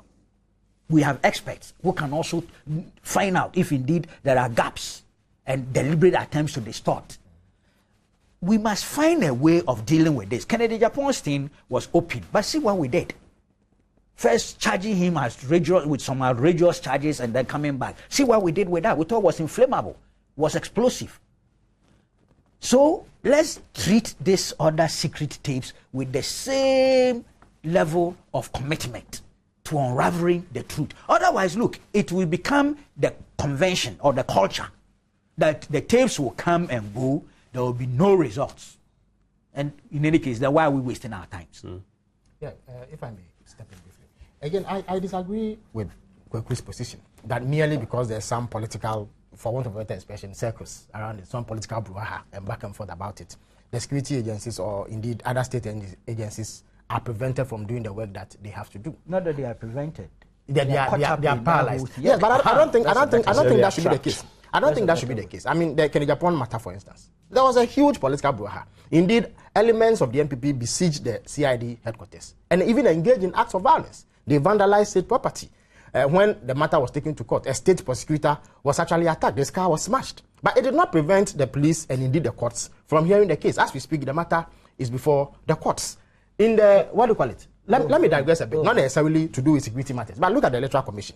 When they announced that they were going to create 45 constituencies, there was back and forth politically. There was brouhaha. There were, Dr. Farijan even said at one point that he had been threatened. Of course, we don't know who was behind those threats. He was criticized severely. In some instances, he was insulted. He was called biased. He was accused of sleeping or being in bed with the government. But that did not stop the Electoral Commission from going ahead to do what they felt was their duty, and that was to create additional constituencies. So it is not always the case that merely because there is political talk or there's some political conflagration around issues that emerge like this one, the relevant state agencies must be prevented from doing their work. I think we should move. You see, but that's does not help professional investigation. You see, your group. Let me just. If you let me land. Okay. And I used your group as an example. Yeah. I'm saying that in introducing this material, you sought to play politics with it, and you did so. No, but that's your interpretation. No, you did so. Let me your speech. Read yeah, of course. We are politicized it. Of course, we are part of the country's political discourse. Cabo guilty. You made propaganda capital out of it before you went to the police. When you did that, it attracted a counter reaction. Yes. What has happened right now is that it's become like a political football. I'm not saying that necessarily should stop the police from acting, but what is it that has happened in previous instances? But could you what is it that we are so let's move away part from of the politicization. As for our views on what the contents of the tape holds for Ghana, we can express them. But even in instances where security agencies have, if you like, quietly done their bidding. It has still attracted political commentary. The John Kuma matter, for instance, about 2 weeks ago, he was picked up quietly by state security officials. Immediately the matter became public, it attracted political commentary. The MPP indeed accused. No, the point I'm making is that you're saying that we should just have gone quietly to the police and turned in our evidence. I'm saying it's a better approach. No, but I'm saying that approach, listen, that approach will not stop political commentators from making an issue. But would it make it easier for the security No, I don't agencies? believe. You see, I don't believe at all that merely because political actors seek to even make political capital about something, the police should be stopped from doing that. We cannot have. Okay. You but we are absolutely convinced that is the man, and we can say it. Okay. Of course, but we cannot convict him. We cannot take him to court. There are state agencies that can do that. Let them do their work, but it will not stop us from condemning Cabo. Points made. Mike, let me give you your final rebuttal. It's a wrong approach. Well, secret tapes have come out about Cabo. I'm very happy that Kweku Bakum has pointed out to research and advocacy platform that if they've never heard of voice imprint, it exists even from Soviet KGB era, 1960s. Voice imprints existed. So if they come and do these communist tactics, it's a technology used to determine communist voice. It doesn't mean that you can use it to fake somebody's voice. Tactics that they are using, we are not going to listen to it because we know how they operate. And I'm very, very excited that research and advocacy platform, we now know that it is a company or a platform that Felix Ofosu-Kwakye is behind. Because you see, one thing that they've always tried to they've always tried to do is to try to find a way of equalization. You know, Cabo recently, apart from the Yabwatin tape, recently said some things about John Mahama in a press conference and exposed him. And the NDC were not happy about it. Secondly, Cabo has just been made parliamentary candidate in Laura. And so they want to find a way to discredit and disqualify him. Hence, all these falsehoods and bearing false witness, which in our own Bible is a sin. One of the 10 commandments, bear false witness, is a sin. One of the greatest sin. So, NDC, please, let us look at our manifestos. Transforming lives, transforming Ghana. Bring your better agenda part 2. Let Ghanaians look at what they prefer. In my humble opinion, transforming Ghana, they will vote for it and go back to opposition without trying to put dents on people's character. This is Newsfile. Let me read some of your comments that are coming through. Razak from Panda says, if you listen to Nanado, Jake, Bamba, Cabo, Samia Oku, tells you what the MPP is planning to do. Care must be taken. Da Costa in Tema says, I think Felix and his people as good citizens should first advise the Ghana police to arrest Yabwatin Jan, or they should spare our ears. Ben says, when Abiku Santana left Adom FM, they hired someone whose voice sounded just like him on radio. In fact, there's a guy who sings just like Sarkodie. Let those who are alleging prove. This one doesn't bear a name. Says, could you, may I ask how Cabo was going to identify these bad boys in various countries and bring them in? Joe Banye from WA says, Cabo cannot be in the position to destabilize Ghana. Let's avoid him and Nanado before they set this nation on fire. Nana Boaje from Dansuman says, what did Felix do about the Yabwatin tape? This one doesn't bear a name. He says, I'm surprised at how Felix is confidently talking about this alleged tape and purporting it to be true. God saves us. God save us. Again, this one doesn't bear a name. And please add your names to your text. We want to know who you are as well. We as a country need to end this tape galore, only meant to achieve parochial political interest. The things said on the Cabo tape are so unrealistic. And Kofi from La Paz says, I get very uncomfortable when Felix explains this tape. He seems to know more than properly the alleged voice. Do you know something? Of course, I was scandalized by the contents of the tape. That is why I was alarmed enough to present it to the police and make Ghanaians aware of it. This is Newsfile. In semis. Yes, but Let's go for a little break. When we return, I want to talk about the Electoral Commission and its credibility. Stay with us. Can I say a scandal hit the Electoral Commission? 2 of its officers were arrested, subsequently granted bail, and are now being investigated on charges of corruption and bribery by the Ghana Police Service. It follows the allegation that the flag bearer of the New Vision Party, who was disqualified, made an allegation that he actually bribed them after they had demanded some money from him to, in his words, qualify him. While the police continue with their investigation, some are worried about, first of all, the EC's silence, like they've said the matter has been investigated, let it take its natural course. And some are asking questions about the credibility of the EC. The question we asked here on Newsfile this morning, should we be worried about the EC's credibility as we head into the elections, or are the recent allegations being investigated normal with electoral times? They say sometimes get into elections, you hear all sort of funny things. People claiming to even work at the SC come up with all sort of funny allegations. So should we be worried, or should we just essentially relax and that these are normal with the times? Kweku, let me start with you on this subject. Well. It's been proved by the police. I don't know, but my instinct tells me that the allegation lacks some credibility. That's my instinct. I have not done any serious investigations relative especially to the Director of Elections. If my reading of the account is correct, it doesn't appear as if any cash, physical cash, reached him. I think it's the other gentleman that appears to have had some business to do with the prophet. And so it appears some money reached that side. I'm told that money was returned.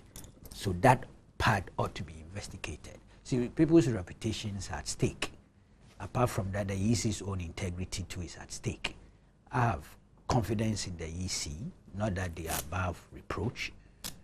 I think they've established their integrity the hard way over the years, and I'm not too sure this incident is enough to damage their corporate integrity. So I'm not about to use this incident to start re-estimating the way I think about the EC. But maybe it's too early, too premature to arrive at any serious conclusions. At this stage, the police are investigating. But I'm just not too sure about the credibility of the man making the allegation. I'm not too sure about him. I have doubts. It's not fair for me to give an account of things I've been told because I haven't been able to interrogate those issues or confronted him with those issues. But it appears this is not the first time that he's found himself in some, public controversy over such things. So I have my doubts. At this stage, I don't want to go into details, but I think the EC will sail through this. In terms of the integrity to organize the elections, I think it's intact in spite of this incident. And then the two gentlemen, the Director of Elections, I think it's so unfair that he's been dragged in at this stage. I won't be surprised if investigations end up clearing him, and that if there's going to be any prosecution, he might not even be in court. I won't be surprised by the little elementary understanding of the issues. I think he's above board. It's the other one who has to explain that 1,600, how it came about. That there's a gray area there. He has to explain that. So, Godo, those will be your comments on it. Samuel George Nate has joined us. Sam, good morning. Thank you for joining us on Newsfile. Quickly, just before I move from you, I must confess I felt same until I watched a video clip that was ostensibly shot by some media persons who were in the office of this. Is it a secret video clip? Well, no, this is not a secret video. It's not a secret thing. Okay, so, he mentions that he had informed some journalists that some monies were being demanded of him, and he had invited them to come and cover. And so they were ostensibly with him in his office. I get the sense even that there were police people there because they were talking of... Who were there? The two officials were there? No. He's in his office, with some persons, some journalists, and then I get the sense there was a police person also there filming at the time that this taxi driver supposedly comes back with the money. And then he proceeds to make a phone call suggesting that call is to this person at the... Yeah, but all these are materials for the police to investigate. But I haven't seen this video. But tell me, does the video show the EC officials present at the scene? It doesn't. Yeah, so there's still a catch somewhere. Felix, let me hear your thoughts. Yeah, Kweku, I mean, Kweku, I'm highly skeptical about the if you like, authenticity or validity of these claims being made by Prophet in Council.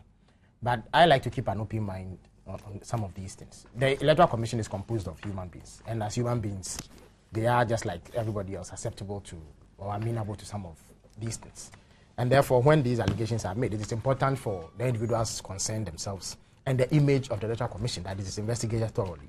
I am also confident that any investigation would clear them and make nonsense of the entire allegation. Because I have heard the allegation as has been made by Prophet Tinkasa, and there's something in there that does not convince me that indeed there's any merit in the things that he's saying. But even assuming, purely for argument purposes, that there is even some merit to this allegation, I do not believe that that in itself would necessarily do damage to the image of the Electoral Commission as an organization, to the extent that the EC has not tended to engage in some cover-up or obstruct investigations into this matter, at least as of now. I think that the credibility of the Electoral Commission remains intact.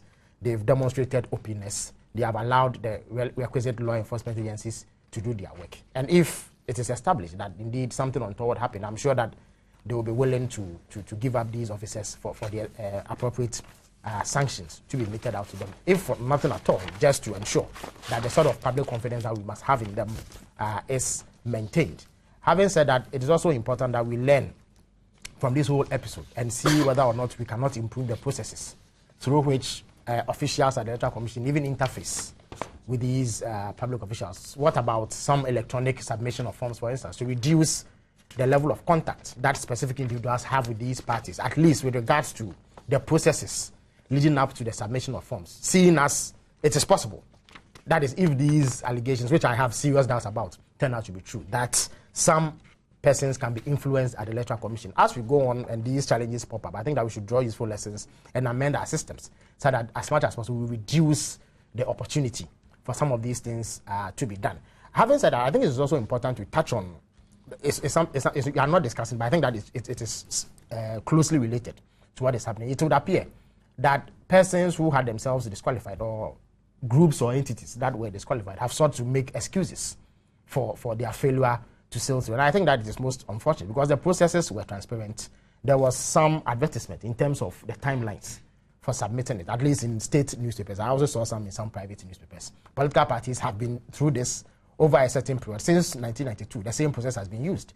To the extent that even independent candidates, there was one independent candidate who sailed through, if I'm not mistaken. Yeah. To the extent that an independent candidate who, for all intents and purposes, does not have any structures on the ground, was able to put his act together and file his nomination papers without any difficulty. There can be no excuse for political parties especially, who are supposed to have some structures, even if it is not widespread, even if it is not representative across the country. These are organizations that must have the capacity to meet certain deadlines. If a political party cannot meet a basic deadline, cannot meet a basic requirement as filing nomination form, then one has to wonder the sort of governance that they will deliver if and when they are voted into power. So I think that those parties who are trying very hard to fault the Electoral Commission for their own acts of omission and commission must desist from it. It does not help the process. I think that they should acknowledge that they were in error, go back to the drawing board, re-strategize, and come up strongly the next 4 years that there are some lessons. But seriously speaking, I don't think that nothing much will come out of this bribery allegation. Yes, my fellow panelists have handled, in particular, the angle of the recent bribery allegations against the EC. And we also would like to look at the EC as a whole, because there have been various accusations against the organization. Why am I saying that? As to whether this is true or not, I don't know. And I wish that the police would investigate and tell us what the position is. Because this election will be greatly compromised if the EC itself seems to have been compromised in one way or the other. It doesn't matter who did the compromising, whether it's a New Vision party or in some cases the accusation of the ruling party and so on. And I was particularly disturbed when I read recently on the internet a direct accusation, not of the EC itself, but on the EC chairman himself, by no less a person than a member of the Independent Electoral Commission of Nigeria, against our own chairman, Dr. Farijan. Because there's a saying in a local parlance that when the rot also occurs, the first place that gets rotten is the head. So we want to ask Dr. Farijan also these questions: what is going on in the EC? Why so much brouhaha? Why is it that we have a situation where Dr. Kola Adebowale is saying these things about you, Dr. Frejan? Why is he making all these claims? I don't know whether they are true. They are allegations. And I want to stress, so that he also has his name intact, that these are allegations against Dr. Frejan. But allegations, in the same way, we must ask the questions, why these allegations against him? And if we have to use the same logic of Mr. Fusukwachi, the fact that Dr. Frejan has not taken it to court or come out to make noise about and against it, does that mean he's guilty? These allegations are supposedly coming from who exactly? From a member of the INEC of Nigeria. And in fact, he goes as far. And they've been published where? They've been published. It's on the internet. And they've been also published in the night. Oh, please.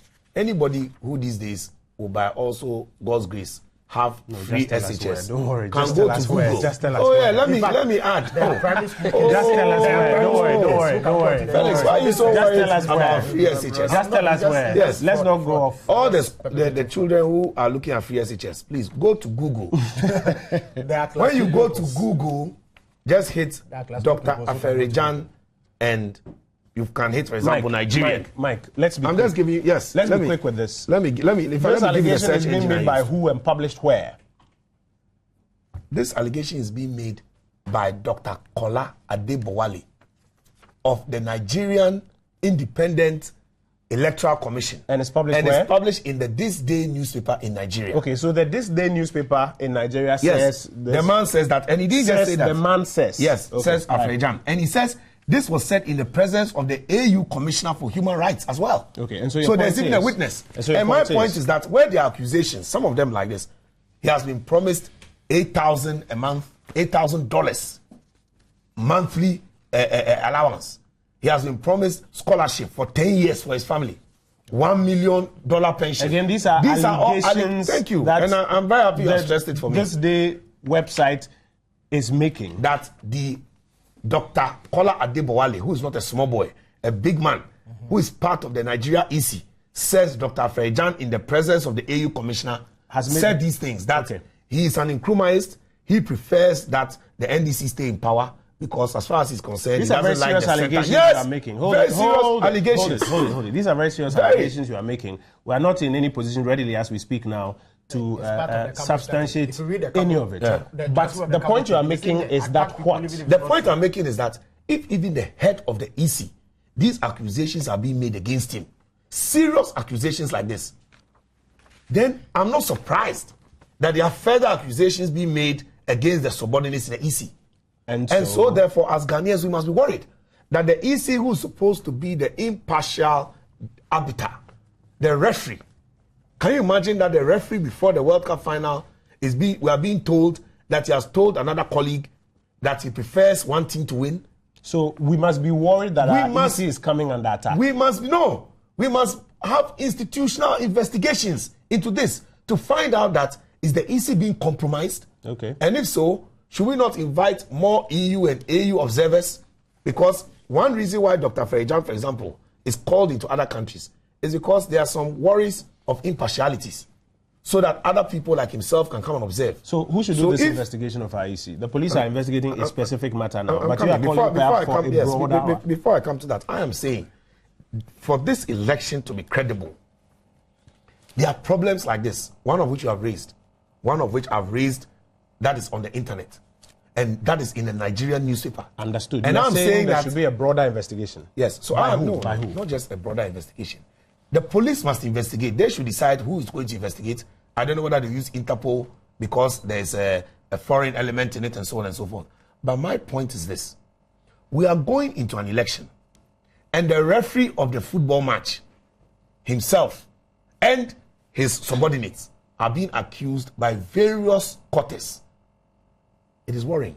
We must therefore look onto other bodies to also come in to supervise, because otherwise the credibility will be in trouble. We need the EU here. We need the AU here. We need observers in the areas, whether it's Ashanti region, Volta region, Bronga, Hafu, Greater Accra, the main areas where there can't be any controversy, because Ghanaians want peace. No Ghanaian wants to see any problem, because apart from perception of the EC, there are actual dealings where on election they will hear that certain EC officials actually, they not just take the bribes, they actually switch figures. We don't want to wait for the right thing to happen. Okay, so Mike is asking for an investigation and he's asking for more. And let me just observers. land on this. A great man reads the writing on the wall and does something about it. But a foolish man waits for the event to occur before they try to solve it. Ghanaians are wise people. Sam. Yes, I must say a very good morning to our listeners and viewers. And there was a mix-up. That's how come I arrived here at this time. I think I was going to hold the line of Felix and Kukuba with regards to the positioning of But that's the same line, the leader, Prophet Nkanta, with regards his position and his credibility in all of this. But then listening to my brother Michael Quay and the very, very damning statements he's made with regards the integrity of no meaner person than Dr. Afarijan. I need to state on record that Michael Quay is reading a story which was published by the Statesman. Now, let me read portions of that story and give you a clear perspective of this Kola Adebowale. And this Kola Adebowale is not a big man, as Mike wants us to know, in INEC, which is the Independent National Electoral Commission of Nigeria. He is a member of a state INEC, which is more like a member of... Nigeria is a federal system. A member of... Can you explain to him? Nigeria... I can educate you on Nigeria. Nigeria has its state INECs and has a national INEC, which has a commissioner, who they call a secretary, whose name is Abdullahi A. Kaugama. He is Afarijan's contemporary. This Dr. Kola Adebowale you are talking about is like maybe a returning officer in the Ashanti region for the EC. Yes, that is what a member of INEC in a state in Nigeria. Take away what he supposedly said? Clearly, because if a polling officer is going to tell us, and let me read some of the things he said. He said, Mr. Farijan, himself an ardent follower of the late Nkrumah, has not hidden his dislike for the main opposition party in Ghana and has sworn to close friends, including INEC and the AU Commissioner for Human Rights, that it will be better for Ghana not to change government. Then he goes ahead to say, according to Dr. Jan, the ruling NDC, a party founded by former military strongman Jerry Rawlings, is alleged to have promised him a luxurious home in New York. Okay. He also says the recent death of Ghana's president has affected Dr. Jan immensely, as the late president was a former friend and a man he regularly visited. Okay. Dr. Jan believes the best homage he can pay his late friend Prof. Samuels is to help his party win the election. Is Dr. Jan was EC when his alleged close friend, Prof. Samuels, lost the election in 2000. Why didn't he pay him that homage? Why didn't he do all of this for him? This feeds clearly into parts and portions of the transcript of Cabo's tape. He says, and then you also know there are plans for the Electoral Commission and that they are going to try to weaken that office. He also says we need to start attacking these institutions. They need to know that we are where they are going to be used in the elections. Yes. So the New Vision Party man is doing Cabo's work? I don't understand. I am saying that all those are part of the issues, but you have to hit particular offices in the Electoral Commission. This is clearly a grand scheme, okay, to try and malign the person of Dr. Farijan. Please let me ask a question. Because the New Vision man, is he MPP? Mike, you are getting distracted now. You are getting distracted. That's fine. Upon me as soon as I arrive here that there should be decorum in the studio. Make your point. Make your point. The point I'm making here is this: that all of these allegations and counter allegations by people of very questionable character, be it this Kola Adebowale, who is arguably a non-entity in terms of the big players in the INEC. And question be asked, INEC comes to Dr. Afarijan. Their last election, Dr. Afarijan led an AU team to supervise that. They come for training. And so your point is? My point is, all these attacks on the personality of Dr. Afarijan is moot. And one more important thing we must learn as a nation is that we must learn to distinguish the institution from the individuals. If it is proven by a competent investigation by the Ghana Police Service and criminal prosecution that any officers at the EC have been compromised, they are human beings. When those people go on retirement, the Electoral Commission is not going to go on retirement. The Electoral Commission as an entity is still in a position to carry out this election. Quickly, Mike is calling for an investigation and more observers. What do you think? I think it's a baseless call.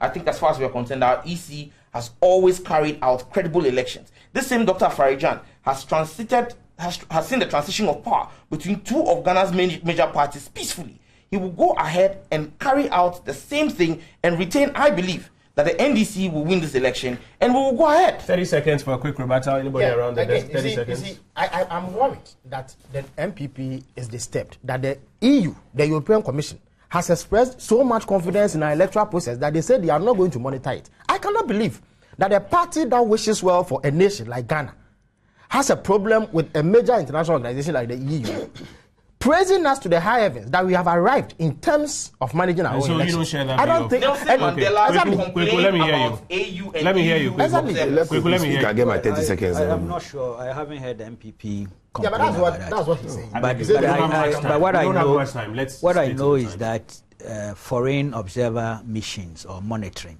of our elections is out of. It hasn't been going on for some time. That's what I know.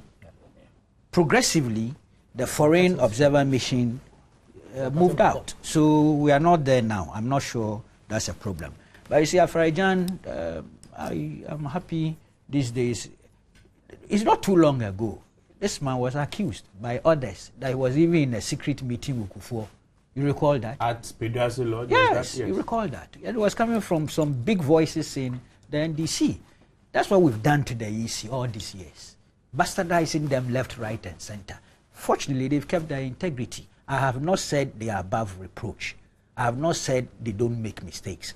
When we see that, we ought to criticize them and try and make them mend their ways. But otherwise, generally, I think it's a body with some corporate integrity. Mike, I'll give you your 30 seconds. Thank you very much. The issue today is not about anybody in particular. It's a simple issue of EC officials being accused.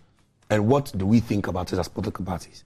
And because my brothers had mentioned the other two gentlemen, I mentioned even another story where even the commissioner himself has been accused. So all I'm actually saying, and I'm surprised that rather my brother on my left decided to rather attack me. I'm rather saying that in view of all these accusations, something must be done so that people do not think that there's a problem with the credibility of the elections. That's what I'm saying. Because at the end of the day, whether it is EC officials or it is EC head, the value is the same. It is people working for the EC, working for Ghanaians who are being accused. Now, he said the MPP has a grand scheme. I feel very insulted by that accusation. Because let me tell you why. He draws an inference from that purported because the man from the New Vision Party who accused those two gentlemen, is he MPP? Is he MPP? Is it the MPP who has accused Afarijan? No. It is somebody all the way. Yes, it is. Oh, you behave. So I feel insulted because the person accusing Dr. Afarijan is somebody all the way in Nigeria. And no. So we're talking about it. I won't accuse Afarijan for nothing. I'll never do that. No, you are late. We are done on this one. We are done on this one. We're going to move to our next subject. We're just about like 29 minutes. I want to introduce another subject. I know I've not given you your 30 seconds. I'll do well to squeeze some time for you. We want to finally talk about the Attorney General and the Public Accounts Committee. And that simple question is the AG employing evasive legal gymnastics to stall PAC's query? Or could PAC be making a major legal mistake as it pursues these Woyome files while this matter is still in court? Sam, let me start with you. Well, I think for a start, we must put all of this in a wider perspective of what the Public Accounts Committee of Parliament, unfortunately today, has degenerated into. I do not believe the Attorney General of this Republic is engaging in a time-wasting gymnastics or trying to delay tactics. What he has clearly said, and you see, we are painting a picture that the AG has bluntly refused to attend upon the Public Accounts Committee.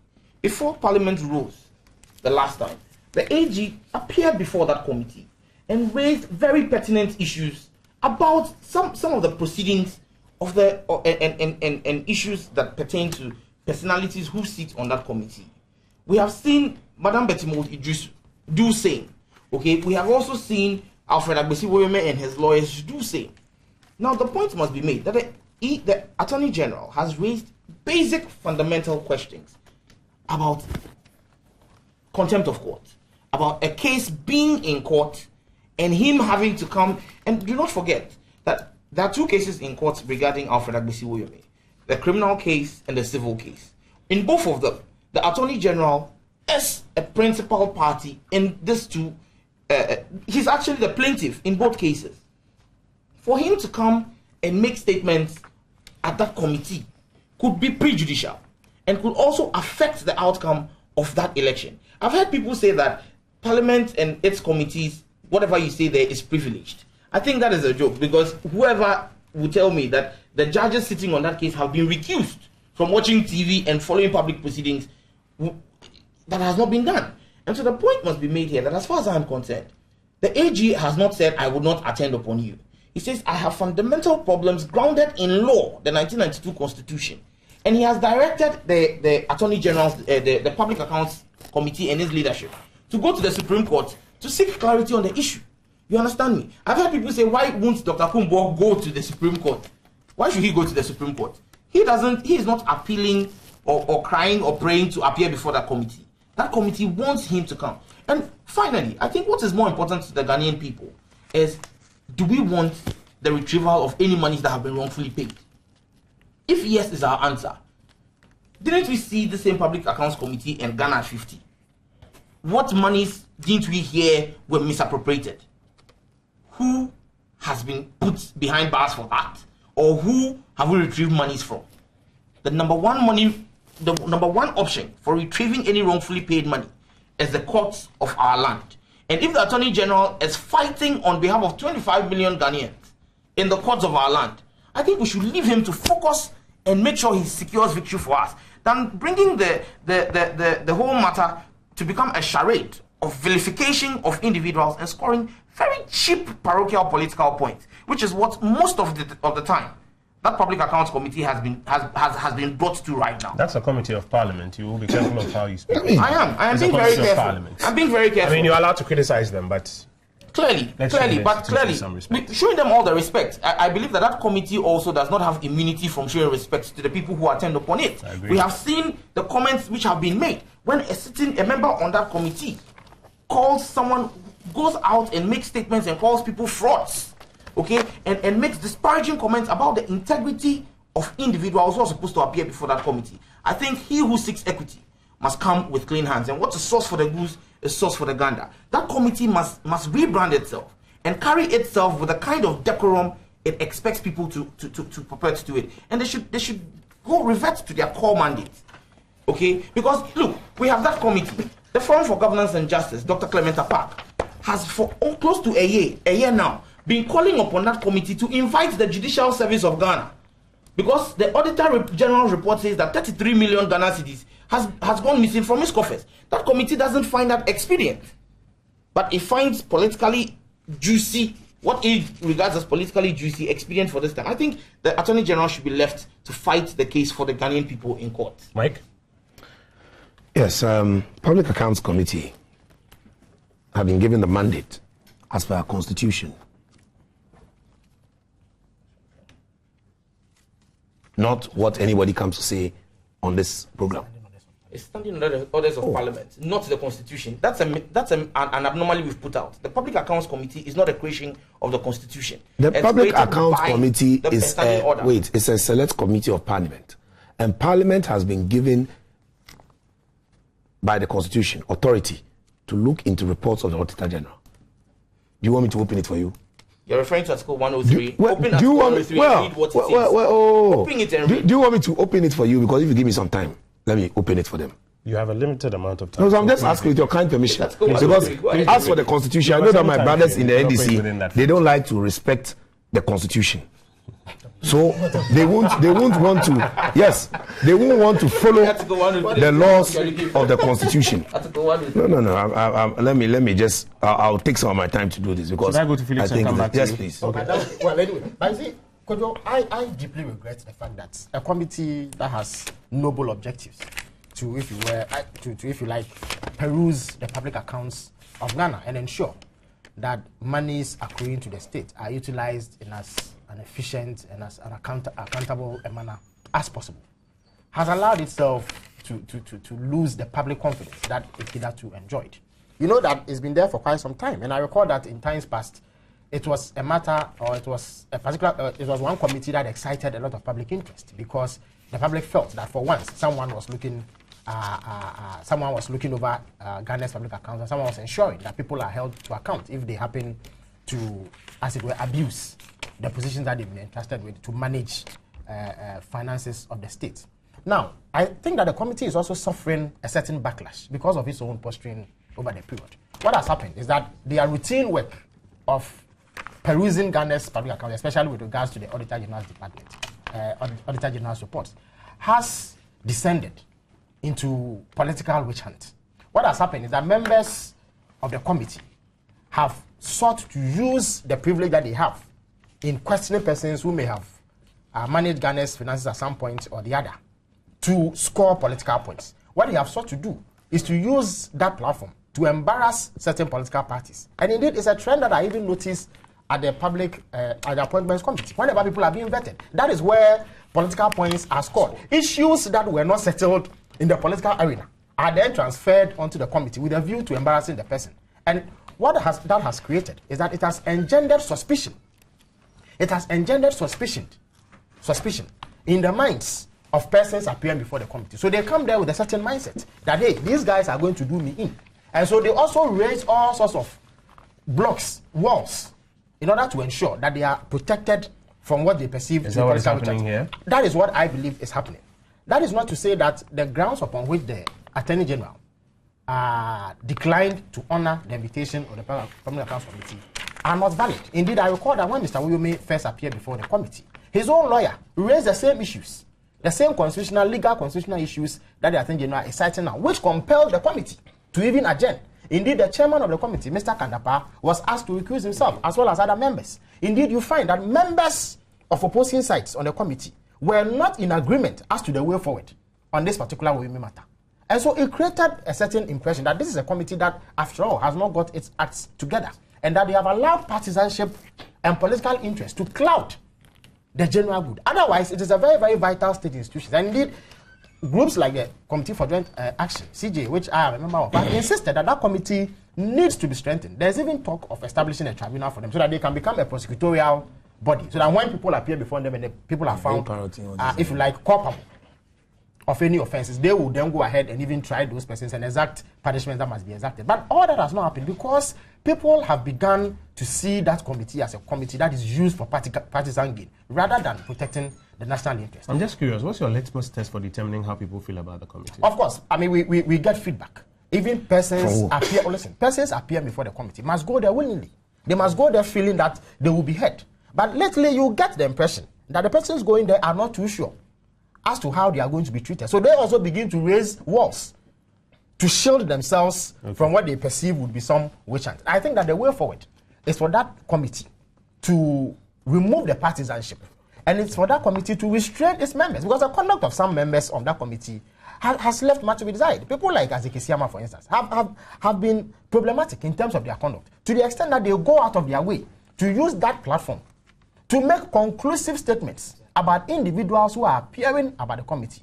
Statements that impugn the integrity of individuals. It is most unacceptable. Indeed, there's also an instance where the minority leader, for instance, who is a senior figure in parliament, and under whose auspices I would imagine that these committees operate, also goes out to make prejudicial statements about persons who are supposed to appear before the committee. When you do that, you do not engender public trust and confidence. So I think that in order for progress to be made in this matter, and indeed, Kojo, you see, truth be told, I don't believe. I have to honestly, be yeah, I know. So please be I don't believe that indeed it is absolutely necessary to have Mr. Woyome appear before the Public Accounts Committee in view of the fact that Mr. Woyome is being taken through legal processes that would ensure that every matter that is hidden in that whole transaction emerges. I don't think that it is fair to Mr. Woyome to be subjected to this double jeopardy. Mike. Yes. For the benefit you of... found the provision finally? Yes. And it wasn't Section 103, as my friend Pepe purported to know. Article what? It's Article 187. Okay. 1875 and 6. It says here, now this with regard to the Auditor General's report. The Auditor General shall within 6 months, after the end of the immediately preceding financial year, to which each of the accounts mentioned, of this article relates, submit his report to Parliament. and shall in that report draw attention to any irregularities. If there is any Woyome irregularity, you draw the attention of Parliament. Audited. Then 6 says, Parliament shall debate the report of the Attorney General and shall appoint, where necessary, in the public interest, a committee, like the Public Accounts Committee, to deal with any matters arising from it. So when I say that the PAC, they are deriving their powers from the Constitution, and anybody comes to tell listeners and viewers otherwise, they don't respect this Constitution. Okay. And that is what I've been always trying to show, that NDC, they don't respect Constitution. And that's why they go and do these things. Okay. Why am I saying this? Two things, Mike. Yes. Has the conduct of a committee taken away from the job it should be doing? That's one. And then number 2, even in the legal sphere, can or do you hold the view that the committee can go about its work while these proceedings are continuing in the court? For me, I'm very happy that my friends who didn't bring their constitutions, they have borrowed Kweku Bakon's constitution to check. And Mike, please let me finish. Mike, we don't have much time. My brother, let me answer your question. They won't bring their constitution. They are borrowing Kweku Bakon. We don't have much time. Deal with the substance of the issue. And after borrowing Kweku, they found out that is the truth. So it's okay. Next time, bring your constitution. Next time, bring your constitution. Bring your own. So that when you come, you don't talk from your lap or your head. You just talk about facts. Now, talking about facts, we are saying that the PAC has the right to go into any matter. Even if it's before the courts? Please, this is how it works. If the AG has any problem with a certain procedure, the AG does not refuse the call of the PAC to attend and give his reasons from afar. He will come, present himself and say, oh, I am here. I'm prepared to answer the question. Oh, as for this one, you have to excuse me. For this and this reason, this cannot be done. Then the PAC will take the reason, go and sit in a room, and then decide, and then come back to him that, no, you are allowed to say this, you are not allowed to say this. But it does not lie in the belly of the Attorney General to decide that he will not go to Parliament when he's flouting a body that is allowed to look at any matter that has been raised by the Auditor General. Okay. It may be that, with regard to the Woyome cases, certain aspects, because they are looking at it in its entirety, unless the PAC should stop the Woyome altogether. But they are saying that they need certain documents from the Woyome issue. So you can come, you may even say document 1, 2, available, 3, 4, I've not disclosed yet, and so on. Because you know one thing about documents, they are disclosed anyway. So if the PAC feels, as mandated by the Constitution, and selected by members of the opposition, because they have to check the government, and the government is involved in a big fraud, and this is being checked. Even the Attorney General himself admits government that is involved in a big fraud. Do you know I'm saying this? Good, I'm happy you're saying this. Do you know Alaji said to himself, he said, oh, the biggest problem with the Woyome case is that certain government officials are also liable. Yes, but government officials are different from government. Let's be careful with some of it. Hold it. Let me say this. Hold it. Government officials, hold it, Mike. Government officials are alleged. Okay, thank you very much. If I'll borrow that way. So let me correct it. Oh, thank you. No, thank you. Oh, please, there's no need to go there. Gentlemen, I like the correction. It's very good. Gentlemen, listen. Alleged. Listen. We don't have much time. Thank you. We don't need to spend time on funny little stuff. Thank you very much. So let's stick to it. So when there's an allegation in that regard, thank you very much, Felix, for your correction. Other ones who are trying to hound me, there's no need. The issue is when there's an allegation like that, they need to be investigated. Okay, my second question on this, has the committee conducted itself in such a manner that takes away from the substance of the job that they should be doing? It's only people who are within the government who are feeling uncomfortable, because I know that Ghanaians generally feel the PAC is doing a fantastic job, and the PAC is looking into the bottom of that bottomless pit to try to unravel the mystery around such big, unconstitutional, and what Martin Hamidou described as inflated judgment debts that were going on. I'll give you your 30 seconds and then I'll come to Kweku to wrap up for 30 seconds. NDC. Okay, Article 103. See, and Mike... That's not what I was referring to. You can't tell me what to refer. Mike, it's okay. Quickly, 30 seconds. Yeah, he spoke about committees of parliament and how the Public Accounts Committee is a creation of the Constitution. Now, if you take the Constitution, where it speaks about committees of parliament is only in Article 103. Article 187 he read is regards Auditor General's report. That's what I'm talking about. 103, which regards creation of committees of parliament, does not mention, it only says that parliament shall appoint standing committees and other committees. Okay, so my point is the Public Accounts Committee is now is a creation of a standing order. That's abnormally that we are putting out there, that it is and created. Not the Constitution. Yes, because when you take NDPC, you take SHRASH. Okay, those things are creations of the Constitution. Understood. Unlike the PAC. Understood. Thank you. Kweku. Yeah. My brother, Chief, we are in a very interesting phase in the constitutional evolution of this country. I think it's a beautiful phase. I'm enjoying every bit of it. We need to settle certain gray areas in order to be able to move forward. But before I make this point, see, the Public Accounts Committee, I'm not sure where that perception is coming from, that perhaps it's virtually lost its shine and is engaged in partisan things. I'm not too sure. We've had this 1 or 2 or 3 high-profile personalities appear there, or the cases that have had that political or partisan twist. But otherwise, if you took your time and assessed the work that they are doing currently, you will be amazed at the issues that they've raised and the benefits to the state. And I think it would be unfair if we ignored it. I have just one example to give to you. African Automobile Limited. You know that through the work of this Public Accounts Committee, the Ghana Revenue Authority has had to ask African Automobile to pay nearly 6.1 million Ghana cedis to the state. Amen. That's a letter here. This is a letter dated August 27, 2012, from the Ghana Revenue Authority to Africa Automobile, that they have been assessed based on the work of the Public Accounts Committee currently. 6 million Ghana cedis plus some few hundreds are going to the state coffers. Can build a few SHSs and schools under trees. Sure. Yes, and there are many others like that. We've seen situations where recipients, people who were supposed to have received money, didn't receive them. They can't be found.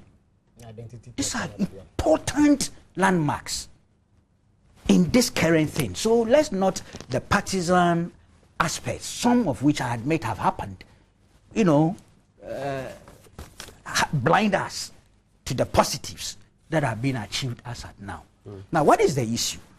Clearly, there's a conflict somewhere, and we need to get this thing settled once and for all.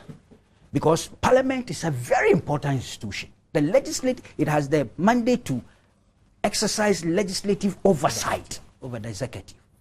A committee of Parliament is working on behalf of Parliament. It's the Speaker's committee, Parliament's committee.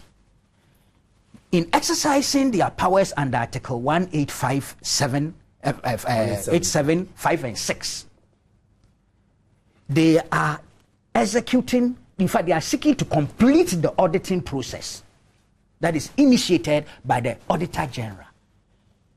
It's true, the standing orders then gives them some residual powers that they must use to enforce that mandate. And that's what they are doing. Now we have a conflict.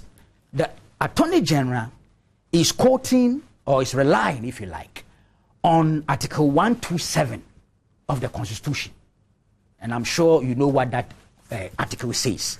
127. It says, neither the President nor Parliament nor any person acting under the authority of Parliament or President or Parliament nor any other person whatsoever shall interfere with judges or judicial officers or other persons exercising judicial power in the exercise of their judicial functions, and all organs and agencies of the state shall accord to the courts such assistance as the courts may reasonably require to protect the independence, dignity, and effectiveness of the courts, subject to this Constitution. This is what the Attorney General is relying on. The operative word there is interfere. Yes. Subject to this. Yes. The PAC's view is that they are not seeking to interfere or review any judicial action. Theirs is not a judicial process. It's an auditing process. It has those powers of a high court, but it doesn't make it a judicial body. Now, so they are asking you to come under certain laws, the standing order, and they have the right, if you don't come, to subpoena you. They have done subpoena. The Attorney General has refused to respect the subpoena using this constitutional provision. In my candid opinion, I think it is for the Attorney General. He advised the PAC in a letter dated 23rd July that should the PAC feels very strongly about its interpretation, that is of those things, it may state a case to the Supreme Court for interpretation and a definitive position in the matter. And as an Attorney General, I will abide by the Supreme Court's ruling. Significantly, the PAC's view too is this, and this is the letter they've sent to the Speaker, for the Speaker to execute that warrant to bring the Attorney General by force to the committee. Is at this sitting, the committee ruled that the parliamentary scrutiny of the report of the Auditor General is not a judicial adjudication, and that it was not the intention of the Constitution that matters in court cannot be interrogated by Parliament. The effect of the ruling was that the Attorney General was bound to comply with it or obtain a Supreme Court interpretation to overrule it. This he has not done. So you see now, the Attorney General is asking PAC to go to Supreme Court and interpret its mandate. The PAC is asking the Attorney General to go to the Supreme Court. If you ask me, I'm a layman, I think it is the Attorney General who should go. Because the Attorney General, you have been served, no matter who you are, you've been served with the subpoena. You have refused to come obey the subpoena. Now they've elevated the pressure by going to the Speaker to seek a warrant. At this stage, a law-abiding Attorney General must contest that, and the only way he can contest it is in the court of law, and that's the highest court of the land. It is not for the PAC to go to court to ask the court to interpret its mandate, or to ask the court whether I have the mandate to bring the Attorney General, because the Attorney General is citing Article 127 of the Constitution. Strictly speaking, if you look at it properly, there's an interplay, there's a conflict between the executive and the legislature. There's no doubt about it. Where do you seek the solution? It is in the Supreme Court. And it is the Attorney General who is at the tail end of the issue. He is the one who is disobeying a summons.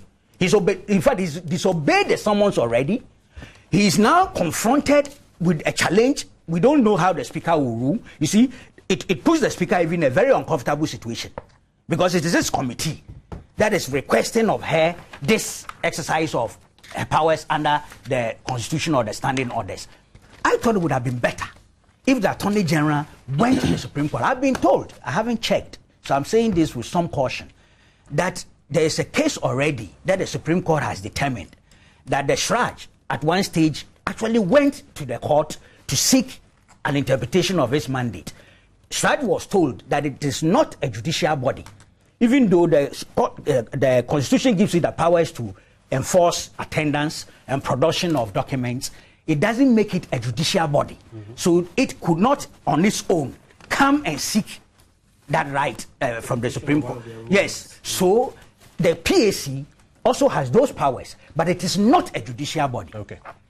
So if there is that precedent, which I said I haven't double checked, then the PAC falls within the context of Shraj. They cannot go on their own. It is for the Attorney General to help this country improve on its democracy by going to the Supreme Court and saying that this is what I've been confronted with. I've been asked to go to the park. I think I should not go to park because of this Constitution. Okay. Please help us out of the jam. That's the way I see it. That's the way I see it. I'm sure that there'll be other platforms to interrogate these issues some more. Text without a name says, if officials from the EC can accept 1,600 cedis to accept forms from a presidential candidate, I wonder what else they've been accepting. Samuel says the EC has been credited and discredited at the same time every 4 years. They should turn a benign eye on these detractors and continue their good work for Mother Ghana. Ataimo from Willency says the fact that the two directors, and please, it was just one director and another staff member, accepted the bribe should be a source of worry to all Ghanaians. Again, that's a matter that is yet to be established. Sure. And this one says bribery and corruption is a crime. Here we are talking about the trial of the person who is supposedly corrupt. What happens to the person who offered those bribes? Just a quick bit of information. I'm given to understand that Dr. Farijan in a previous interview has denied that supposed comment to his guy in Nigeria. So just putting that,